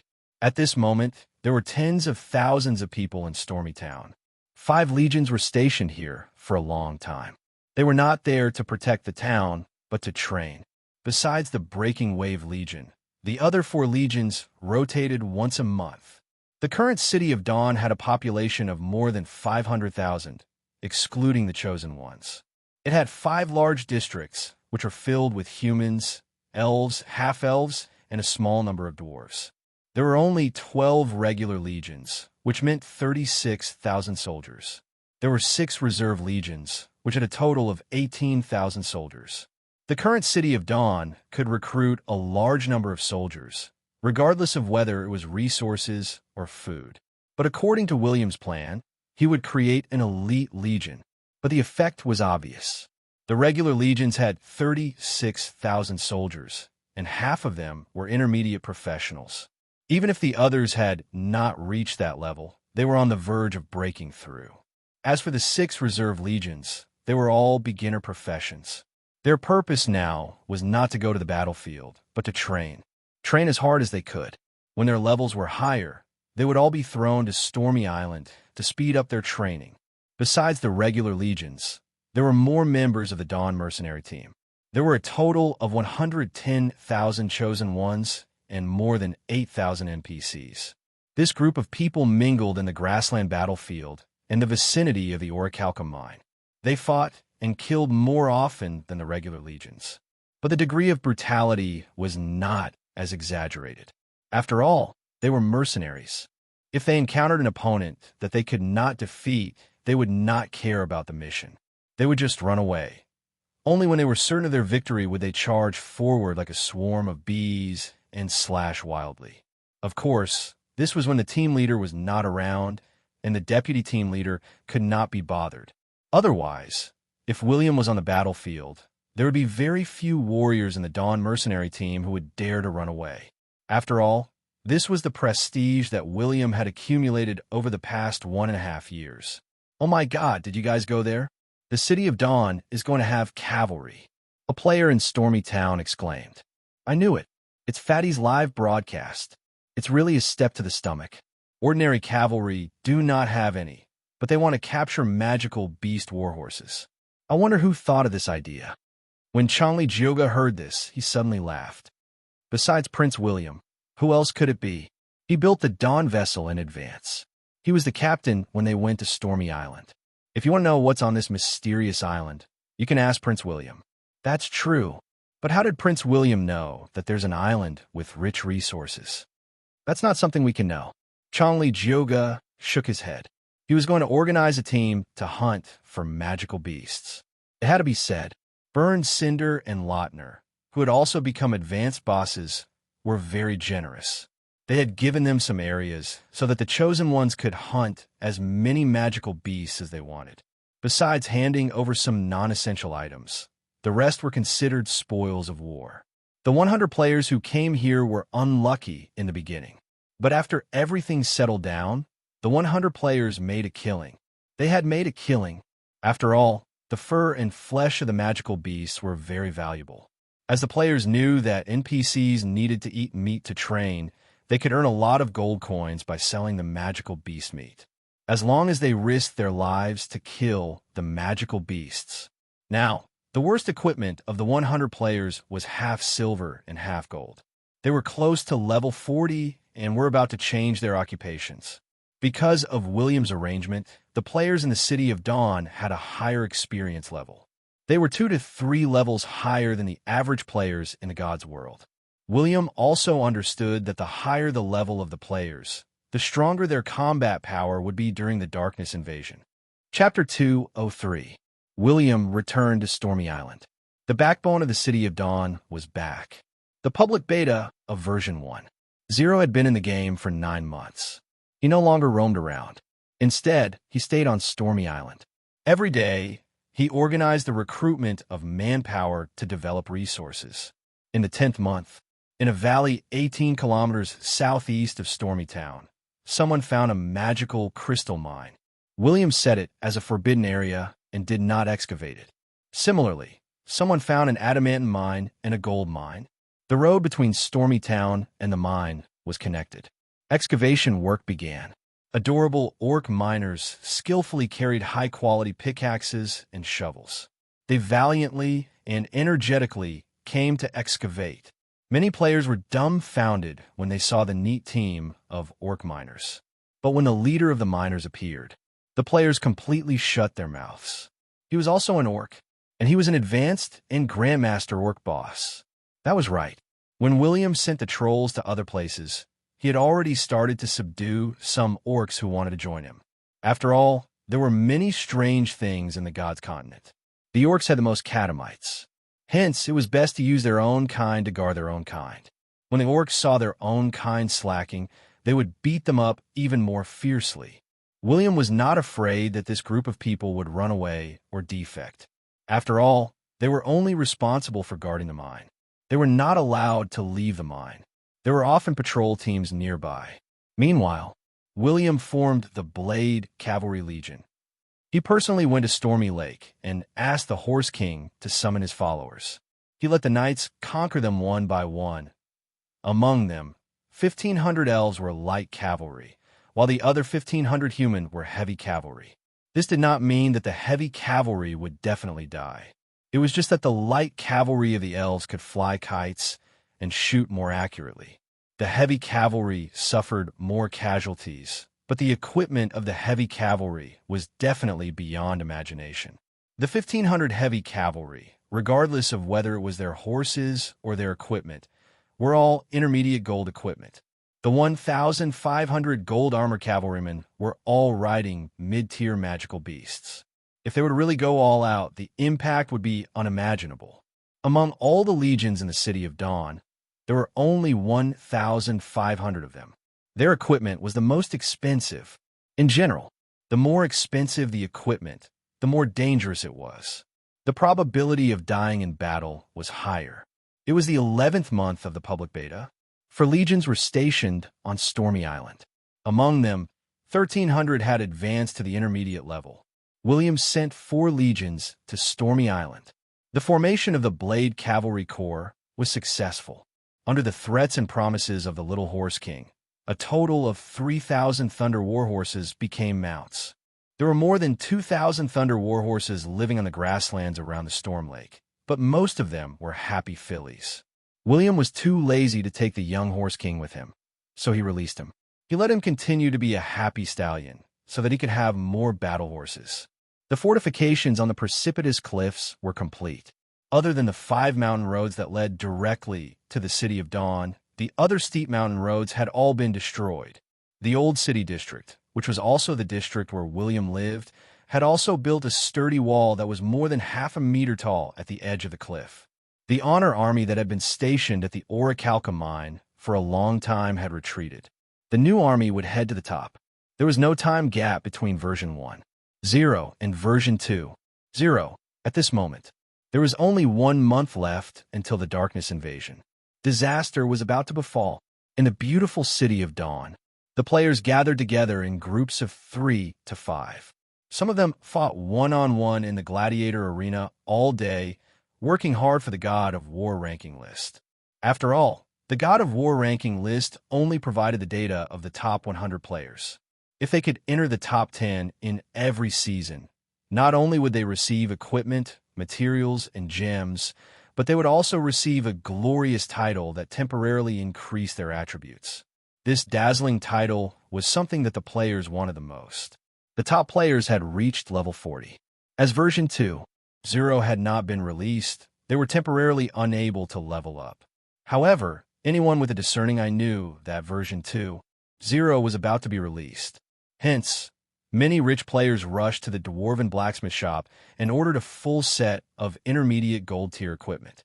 Otherwise, they would first order gold-tier equipment before anything else. As for the Grand Deity team, they had to be fully equipped with gold equipment. The weapons that they ordered were either dark gold or epic. The mercenary team contribution points could not be used to exchange for anything. After they became intermediate, they could exchange for epic or even legendary manuals. But this was how the rich players played. Of course, ordinary players had other ways. First, they had to complete all the missions given by the mercenary team every day. They could not forget about the small and large wheel of fortune every week. If they were lucky and obtained a piece of gold or epic equipment, they would be rich. Second, They had to spend the daily purchase limit. The double experience pill was the key. As for other equipment and tools, it depended on whether they had the money or not. Third, they could only use 2 instance dungeon crystals twice a day. Among them, they could farm for darkness materials in the Misty Valley and sell them to the NPCs of the Palace of Darkness. The counterattack of the City of Dawn was the Battle of the Dawn Fortress. There were many blue-quality equipment, materials, and even military supplies. These things could be sold for a good price. If they could defeat the final boss, there was a small chance of obtaining epic equipment. There was a high chance of obtaining gold equipment. It could be said that the reason why the players in the City of Dawn did not lack equipment was because of the high drop rate in this instance dungeon. Although the chances of dying were higher, if they died in the instance dungeon, they would not drop their equipment. Fourth, the contribution points of the Dawn Mercenary team had to be saved. Most people could exchange for 2 or 3 pieces of silver equipment when they reached the intermediate level. In addition, they could also exchange for some silver equipment with the battle points from the massacre battlefield. So, as long as they could work hard, after reaching the intermediate level, it was easy to obtain a set of silver equipment. As for embedding gems on the equipment, enchantment, wasn't that something that only rich players could do? If a normal player wanted to do that, they would have to work hard. The players did not know what was going on in version 2.0, but some people had discovered some information. For example, the City of Dawn was constantly expanding its army. It used to have 5 legions, but now it had 12 regular legions and 6 reserve legions. It could even be said that, although the equipment of the 6 reserve legions was not very good, they were still professionals that could be used on the battlefield. The entire City of Dawn was operating at a crazy pace. All kinds of high-quality equipment were sent to the legions in batches. Many of the equipment used by the players were cheap goods that had been discarded by the legions. Some of the areas in the city had been vacated. Some buildings had been demolished. It seemed like they were going to place some large equipment in those empty spaces. There are no city walls on the north side of the old city, but now a low defense system had been built. All of this showed that the City of Dawn was preparing for war. It was a defensive war. Some members of the Glory Club were having a small gathering. A dozen of them came to the old city and sat in a pavilion at the central plaza to eat and drink. Chu Liuqiu looked to the north and suddenly said, "What is it that made the City of Dawn so anxious? Let's not talk about other things. Just the terrain alone is good. The cliff is more than 80 meters high. It's very difficult for people to climb up. I have secretly observed from below the cliff. There seems to be some underground facilities under our feet. There are also various defense facilities on the cliff. Is it just to defend against the black lava dukedom?" When the other team members heard this, they pondered in silence. Ever since the prince disappeared for a month and returned to Stormy City, he had not appeared much. He had been busy all day. Some advanced bosses had also disappeared without a trace. But some players discovered that many advanced NPCs were training on Stormy Island. They seemed to be preparing to break through to the advanced level. The advanced bosses of the City of Dawn were confirmed to be William, Lautner, Burnsinder, and Odom. 2 legendary and 2 epic. How powerful were their combat powers? But even so, the City of Dawn did not let their guard down. I don't think they are defending against the Black Lava Dukedom. Have you guys noticed that there seems to be a problem on the grassland battlefield? While many people are fighting for the high ground, they often see dark creatures appearing. The NPC legions near the battlefield have also retracted their defensive line. They don't seem to want to continue fighting. Changli Jioga nodded. If you didn't mention it, I would have forgotten. Dark creatures. I remember that I received a mission from Prince William regarding the abandoned Devil's Denver. That place is the Misty Valley Instance Dungeon. There used to be thousands of dark creatures there. Also, when I was browsing the forum recently, some adventure teams seem to have discovered a new Devil's Den on the grassland. You're right. It's not just a new Devil's Denver. There are many more. Xiao Ayan squinted her big eyes and continued saying, "Do you know about the Grand Deity team? Those rich people?" Chu Liuqiu's mouth twitched. Those idiots who don't care about money. They once went deep into the grassland to explore, hoping to find some hidden missions. Guess what they found? Many small merman tribes were massacred. there were still many corpses of dark creatures left on the ground. Also, many small merman tribes have moved to the western grassland. Not only small mermen, but also gnolls and orcs. In short, all the intelligent races on the eastern side of the massacre grassland, including magical beasts and wild beasts, have also moved to the western grassland. Oh, there were a few days when the massacre grassland was stopped. So as to give those guys a chance to move? Changli Jioga nodded in realization. He was also a militant and liked to go to the battlefield to kill people and snatch equipment. In the end, one day when he happily went there, he was stopped by the NPC. The NPC even warned him that if he entered the massacre grassland rashly and was killed, the City of Dawn would not be responsible. Changli Jioga was not interested in going to take a look, so he did not know about this. There were many forbidden areas in the City of Dawn, and those places were guarded by the NPCs. If brave players entered, they would not just be killed. Regardless of whether they discovered any secrets, they would be killed and reduced to level 10. Have you seen an NPC blocking the resurrection point to kill a player? If you were killed in the forbidden area, you could return to the city to resurrect, but there would be a group of long-legged ladies waiting for you in the city with 40-meter broadswords. Was it possible? In particular, this was not the first time the NPCs of the City of Dawn had done this. But for the players who were killed, no one would avenge them. After all, if they wanted to die, they could not blame others for killing them.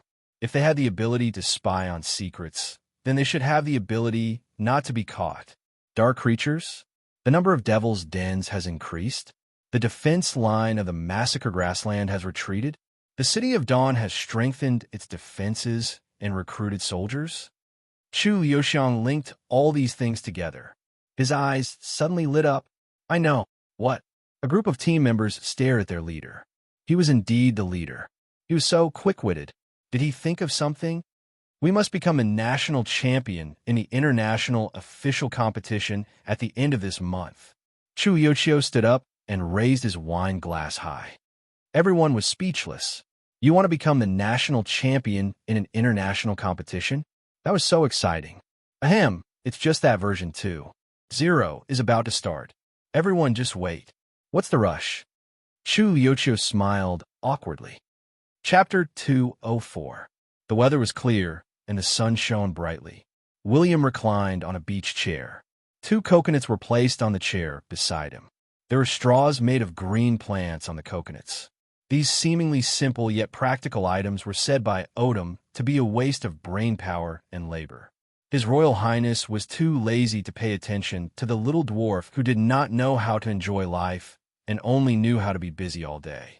But Odom wanted to say that the dwarf did not know how to enjoy life as an official. He was very happy as the deputy city lord. William only wanted to bask in the sun and admire the blue sea, as well as the thunderstorm that connected the heavens and the earth. He had decided to prepare 2 days of leave for himself every week. Even if he was a lord, even if everything was for himself and the City of Dawn, he did not want to be busy 24 hours a day. He was an outstanding transmigrator. In the past 2 years, he had become stronger because he was afraid of death. However, when the darkness invasion was about to arrive, he had become a little lazy. William drank a mouthful of magic coconut juice. He was puzzled. Why had the storm not dissipated? It was as if something was supporting the storm. It had not dissipated for tens of thousands of years. What is it? Is it the treasure in the temple? But according to the level of danger I sensed, the treasure should not be enough to keep the storm going. William raised his slender left hand. The thunder ring on his middle finger flickered with lightning. What else could it be? He had thought of this question in his previous life. In his previous life, the storm had not dissipated. William thought for a long time and shook his head. He did not think too much about it. Anyway, the temple belonged to him, and no one could snatch it away. He would dig it out. He did not believe that he could not find Big Daddy. Prince William, are you that free? 7 or 8 players came to the beach to fish. They greeted William and happily chose their spots. They took out their gold-quality fishing gear and started fishing. That was right. Even though the equipment of the lifestyle players was of poor quality, Their daily necessities might be gold, or even dark gold. "Oh, are you here to fish?" William glanced at the few lazy players who came to fish all day. They were not completely lifestyle players. They usually went to the instance dungeon or fought in battles. However, they could always take a break from their busy schedule to fish. If they caught a big fish, they could often sell it for a good price. "That's right. I haven't seen much of your highness lately. You're always busy. I didn't expect you to slack off," said a player named Meichuan Naiku. He was holding an epic fishing gear in his hand. Then, he cast his fishing hook a few hundred meters away. He sat lazily on the rock, waiting for the big fish to bite the bait. It had been a year. The players weren't as obsequious as before. Most of the time, when they saw NPCs, they would chat normally, even when they saw William. This was because the players had discovered that the Lord would only issue specific quests. In other words, the Lord would only issue quests when he needed them. Otherwise, no matter how much you sucked up to him, His Royal Highness would not even bother to say a word to you, not even Changli Joga. In fact, it wasn't impossible for some players who grew impatient just because they were booting to be killed by the Lord and forced to quit the game. However, if you didn't ask for rewards such as quests and equipment, and only chatted with the Lord, he might even talk to you for a bit. Of course, it was only limited to a few sentences. This was because William didn't want to say too much. There was definitely something wrong with the saying, "Too much talk leads to mistakes." William chatted with a few other casual players for a while before he left the beach while yawning. The players had slowly adapted to the rhythm of the gods game. Some of them fought monsters, some of them fought for rankings, and some of them flirted with girls. Some of the female players even wanted to do some shady business. It was a pity. They had to have at least 1,000 affinity points before they could do some shameful things. They had to have at least half a year of affinity points with the players. This really dealt a blow to the desire of some young ladies to earn money. At the same time, this also prevented the unknown liquid from appearing in the gaming cabins of some young ladies. William, who was walking on the road, whistled. He saw birds flying and monkeys scurrying in the dense forest. In just a short while, 3 giant berserk bears rushed out. "Hush!" William saw that the 3 bears wanted to hug him with their big paws, so he hurriedly shouted for them to stop. Let's continue walking on the road. William's 3 bears had become huge creatures. They were no longer as naive as before. They were dirty all day on Stormy Island. Occasionally, when they returned to the town, they would be covered in wounds. But the 3 bears knew that they had a backer, so they would provoke all kinds of magical beasts that lived alone and even in groups. When they saw something that they could defeat, the 3 of them would attack together.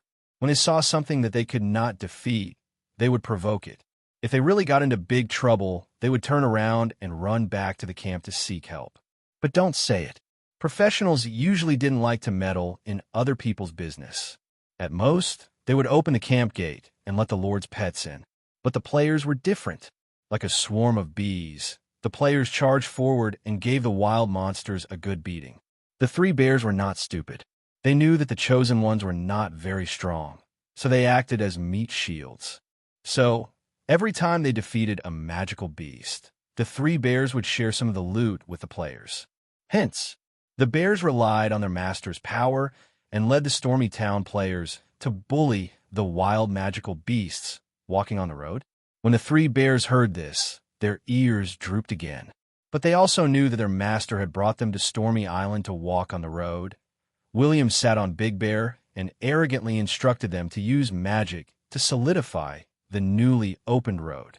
Although only Big Bear was a high-level magical beast, and the other 2 had average potential, the 3 bears were his pets. It did not mean that he had to abandon them when he was powerful. He could take them out for a walk. After all, he was a nostalgic master.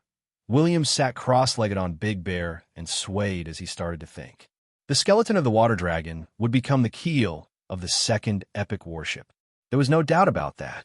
But the second warship would not be as big as the first. At most, it would be a medium-sized warship that was more than 60 meters long. Because this warship was not a warship, but a pirate ship. So if the warship was smaller, it could move faster. At critical moments, there was no need to worry about being unable to outrun other warships. As for the blood essence of the water dragon's heart, it could only be used by 5 people, so he did not use it for now. As for the ordinary dragon blood essence, he distributed it to the soldiers of the Breaking Wave Legion.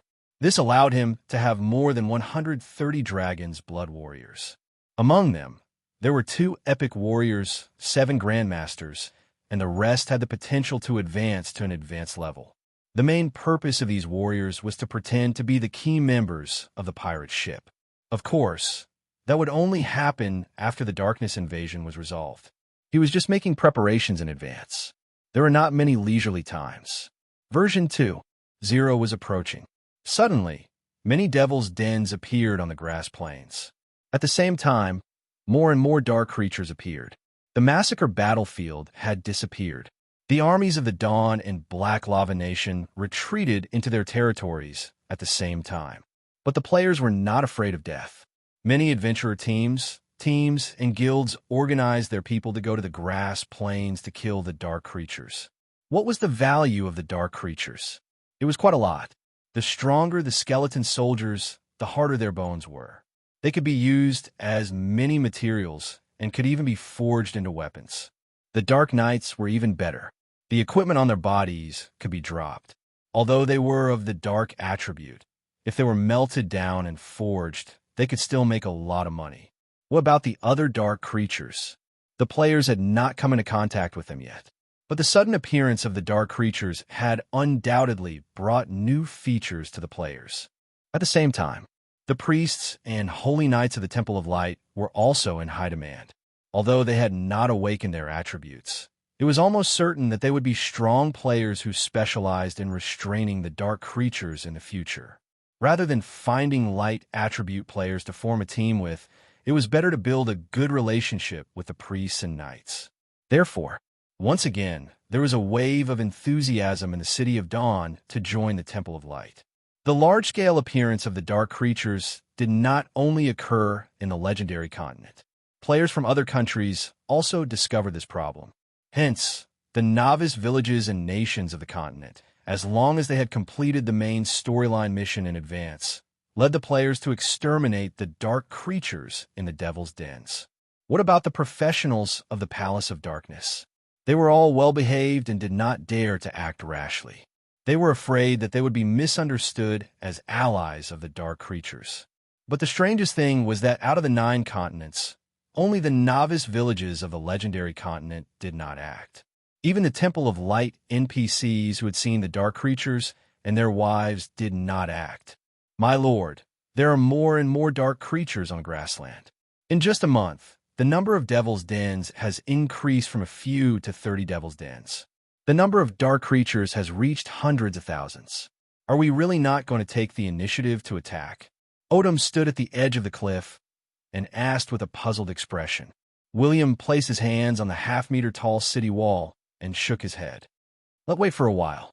It's not the time yet. Then how long do we have to wait? Odom was puzzled. Wait until the number of dark creatures reaches 1 million. 1 million? Odom's eyes widened. He wanted to ask if William was lying. But when he saw Lord William's expressionless face and the crazy construction of fortifications in the city, he understood. He understood why. That's right, 1 million. William looked at the grassland below. Some scattered dark creatures had already wandered here.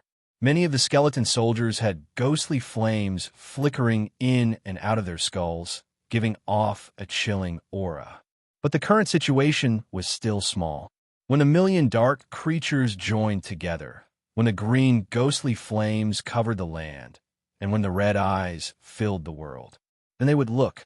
They would wait for the endless dark creatures. It was like a black ocean of doomsday.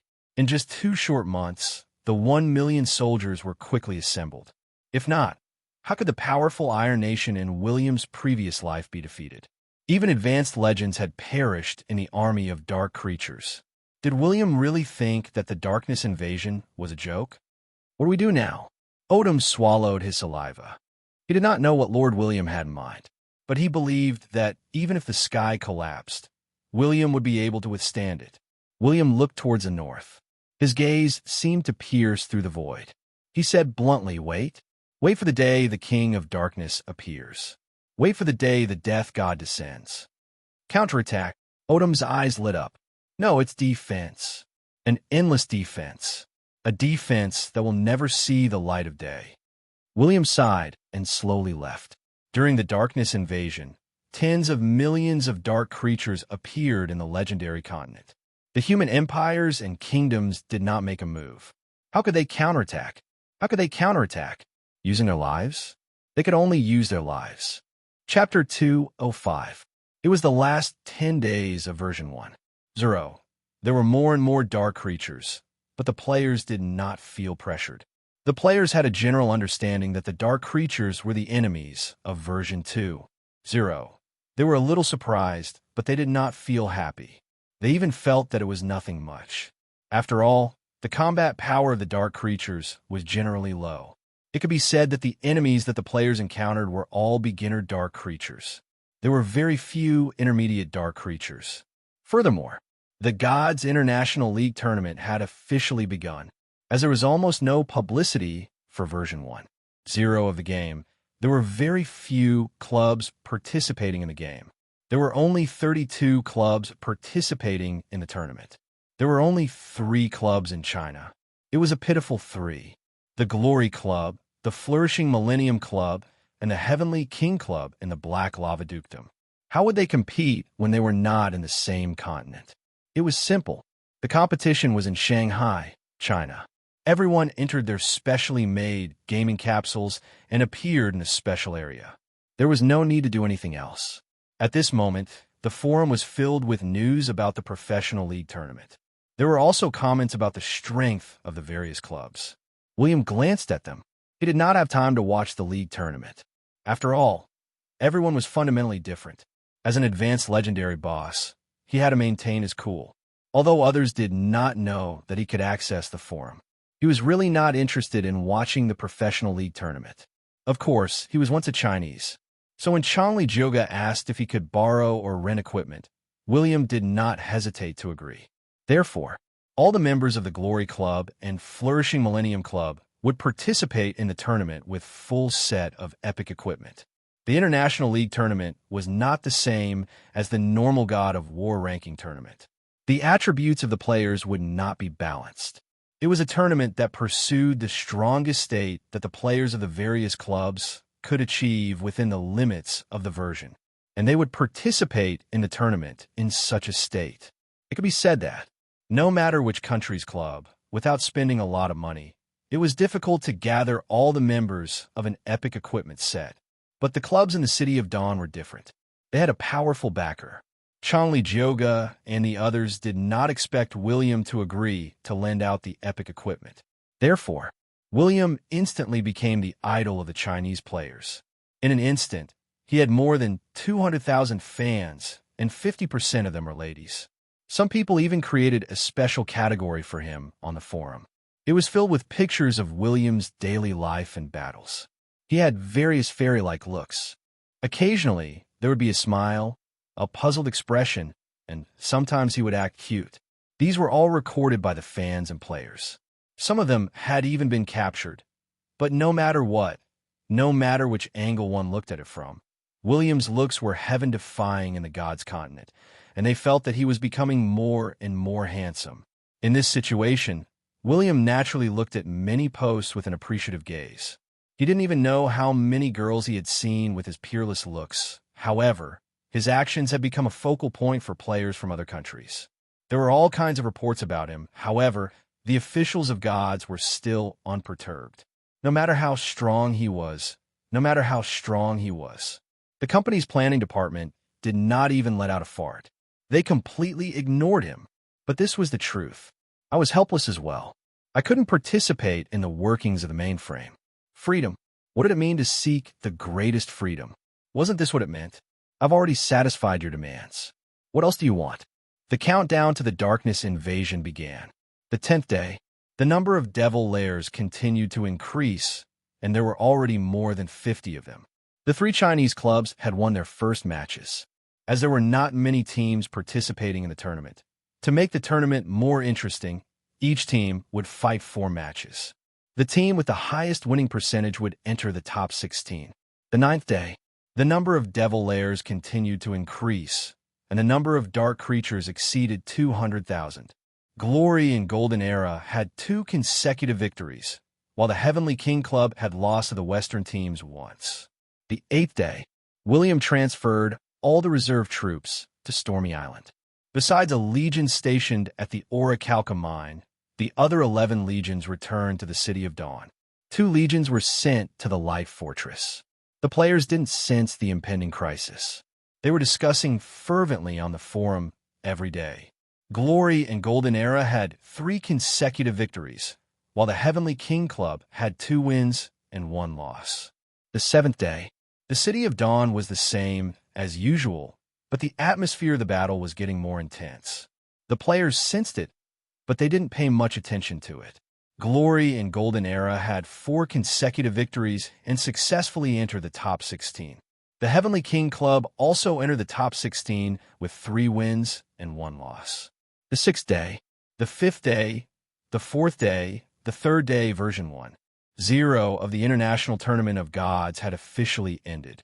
Glory would finally obtain glory. They were the best in the world. Chu Yochio led his team members to lift the first golden trophy of gods.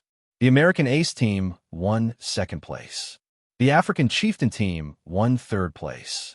The Golden Era team won 4th place. The Heavenly King Club was much worse off. They only got 8th place. But no matter what, this tournament had given the Chinese players a shot in the arm. Glory and Golden Era were not the only ones with epic equipment. Many teams from other countries had also forcefully gathered the same equipment. The Chinese spectators cheered for the various dangerous matches. But the veteran captain, Chu Yochio, still carried the flag and brought the glory trophy back to his country. Meanwhile, the Professional League of Gods was also an official advertisement for the game. The equipment in the game was very important. But more importantly, it was the incredible skill combinations, the gorgeous combat, and the various mysterious tactics. In this game, players could dig and cut down trees. Even non-hunters could set traps. Anything that could be done in the real world could be done in this game. There were no so-called restrictions. The only exception was clap, clap, clap. Pro players were able to display these abilities to the fullest in all sorts of environments. But this kind of ultra-realistic, ultra-free game still attracted the attention of pro teams and players. But some people expressed that the game was too hardcore. They couldn't play it. The last day of version 1.0 had arrived. Chu Yochio and his team members had returned to the club with the trophy. Just as countless players were cheering, a voice rang out.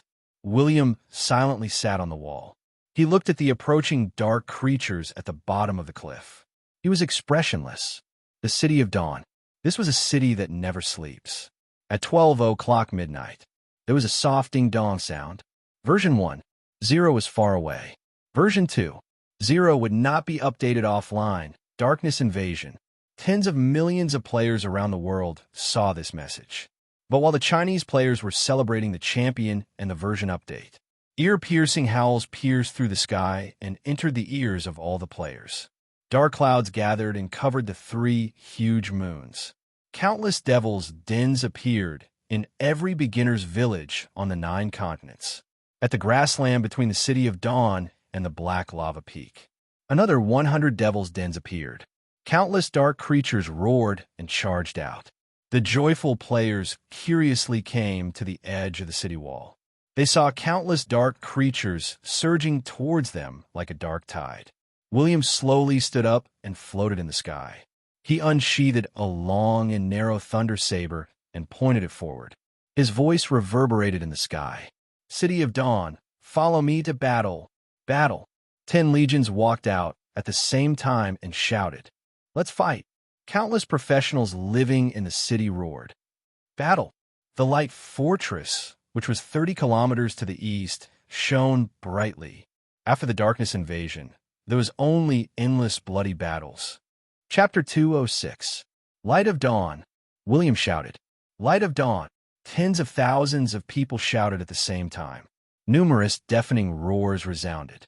A crystal at the top of the third floor of the city lord's palace emitted a dazzling radiance. The white light illuminated the plains for hundreds of kilometers. The dark plains that were covered by dark clouds looked as bright as day. The dark creatures at the bottom of the cliff stopped in their tracks. They could not help but hide in the darkness. But this was the city of dawn. This was the city of dawn that stood in the darkness. This was the city of dawn that brought light and hope to the people. This scene allowed the warriors in the city to see how many dark creatures there were at the bottom of the cliff. There were hundreds of thousands of dark creatures. They were like a black ocean that covered the plains. After they adapted to the white light, they slowly roared and charged towards the cliff. They used their hands and feet to climb up. Whether it was the skeleton soldiers, ghouls, or dark knights, they used all sorts of methods to stab their sharp claws into the cliff and frantically climbed up. These dark creatures were only the first wave of the darkness invasion. They would not be merciful. They would kill all living creatures and devour their blood and souls. This was the darkness invasion. But in the next second, the professionals, chosen ones, and even commoners in the city watched as William, who was floating in the sky, suddenly plunged into the dark army. Rumble. Tens of dazzling lightning bolts struck down from the dark clouds. They accompanied William's descent. When he crashed into the ground, air billowed, lightning flashed, and thunder roared. Blue lightning engulfed all the dark creatures within a 100-meter radius. Countless electric arcs spread in all directions. Hundreds and thousands of dark creatures fell to the ground like wheat being reaped. William stood at the bottom of the cliff and unsheathed his long sword. His sword energy swept out like a full moon. Hundreds of charging dark creatures were sliced in half. A 5-meter-tall ghoul was about to charge at him, but William transformed into lightning and brushed past it. Puffed. Suddenly, a bloody line appeared on the huge monster's body. Electric arcs coiled around its body. The gigantic creature that was still running was cut in half just like that, leaving only a pair of legs standing on the ground. William did not stay at the bottom of the cliff. Instead, he continued to advance. He transformed into a bolt of lightning and charged at the endless dark army. He was like a bolt of lightning, tearing a bloody line in the darkness. Everywhere it passed, the enemies in front of it were all wiped out. We have to win the first battle. Prince William, who had penetrated 1,000 meters into the enemy's ranks, suddenly transmitted his voice to the city of dawn. Hence, another dazzling white light descended from the city of dawn. Meanwhile, hundreds of dazzling, 3-meter-long light swords appeared out of thin air and pierced toward the dark race army. Rumble. The white aura was exploding, and each shockwave was enough to clear a region of dark creatures. He was Lautner, who had already broken through to the advanced level. We must win the first battle. Lautner also raised his arms and shouted. He drew his bow again and shot a giant arrow of light that was several meters long. He followed the arrow of light and penetrated deep into the enemy ranks. Me too. Burned Cinder laughed loudly. He transformed into a huge meteor and crashed into the ground. Shockwaves spread in all directions. He slowly stood up and suddenly spat out a mouthful of flames. A dark knight in front of him was instantly turned into ashes by the flames. Then, a 10-meter-long fire dragon soared in the sky and spat out scorching flames at the dark creatures. To be honest, I don't like close combat. Legolas helplessly shrugged his shoulders, but he still leaped over the wall and descended to the ground. Just as he was about to reach the ground, strong winds howled. He spun his body and transformed into a green tornado. He moved forward for hundreds of meters, and wherever he passed, all the dark creatures were swept away by the green light. Also, Odom was excited and was about to attack. Albert suddenly grabbed his arm and said in a deep voice, "Both of you are of the thunder element. Prince William has already shown off all your abilities. You are still the deputy city lord. You will be in charge of defending the city." Golden-haired Big Wave carried his thunder hammer. What Albert said was right. Both of them were of the thunder element, but there was a huge difference between him and Prince William. But after a few seconds, he still asked, What about you? Although Burn Cinder and I are the fire element, I am different. I can transform. As Albert laughed loudly, dragon scales suddenly covered his entire body. His body became bigger. He charged towards the ground like a fire dragon. He did not use any other skills. With just his body, he created a line of fire among the dark creatures. None of the dark creatures deliberately blocked the 5 of them. They only continued to climb up ferociously, attempting to eat all the living creatures with flesh and blood. When Odin saw this, he immediately shouted, "Start the battle! Start the battle!"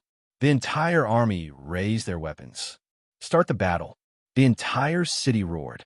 The 500 catapults in the city threw out huge, flaming rocks at the dark creatures in the distance like a meteor shower. At the same time, the rangers in the city, including the ones who opened the arrow ports in the underground tunnel, shot out their arrows at the same time. A dense rain of chi arrows shot downwards. This scene was like a wave of battle energy when the rain of arrows came into contact with the dark creatures. Hordes of dark creatures fell to the ground. But more dark creatures stepped on the corpses of their comrades and continued to advance. This darkness invasion was not only to defend the City of Dawn. The edge of the cliff outside the city was also filled with dark creatures. Even the faraway light fortress, there were also the cliffs guarded by the orcs and the giant dragon clan. The orcs were known as the dark creatures, but they were a part of the gods' continent. It was just that they had surrendered to the dark creatures in the previous era. But the orcs were the vanguard army of the dark creatures. Not only did they not gain any benefits, but they also suffered great losses. The pale orcs could only rely on atavism to awaken. Furthermore, no one came to contact the orcs. Altaic was a proud pale orc. He did not like to submit, no matter who it was. As for this group of devouring dark creatures, he would lead the army of tens of thousands of orcs to guard his cliff. This was a war between all races. Perhaps the darkness invasion was only happening at the borders of the 9 continents. But to the races at the borders of the continents, everyone had to join forces to fight. At the core of the Dark Army, at the center of the City of Dawn and the Black Lava Nation, a black-robed warlock looked to the north and said in a cold voice, "Do you want me to go to the Black Lava Nation while you go to the City of Dawn?" A man whose half of his face was completely rotten, even revealing his white bones, grinned sinisterly. "Yes, then I wish you good luck." Half-faced man did not care about Makurku's sarcastic tone. He looked to the south and saw a faint light in the darkness. He muttered, "William, did you hear that? Are you afraid?" Gerdanases looked at the 100,000 dark creatures under his command. He grinned and suddenly laughed maniacally. He clapped his hands and danced briskly. His laughter became louder and louder, and there were even cries. But when he gradually stopped and spread his devil's wings, 100,000 dark creatures swept towards the south like a metal flood. Have you ever experienced my despair? Now it's just the beginning.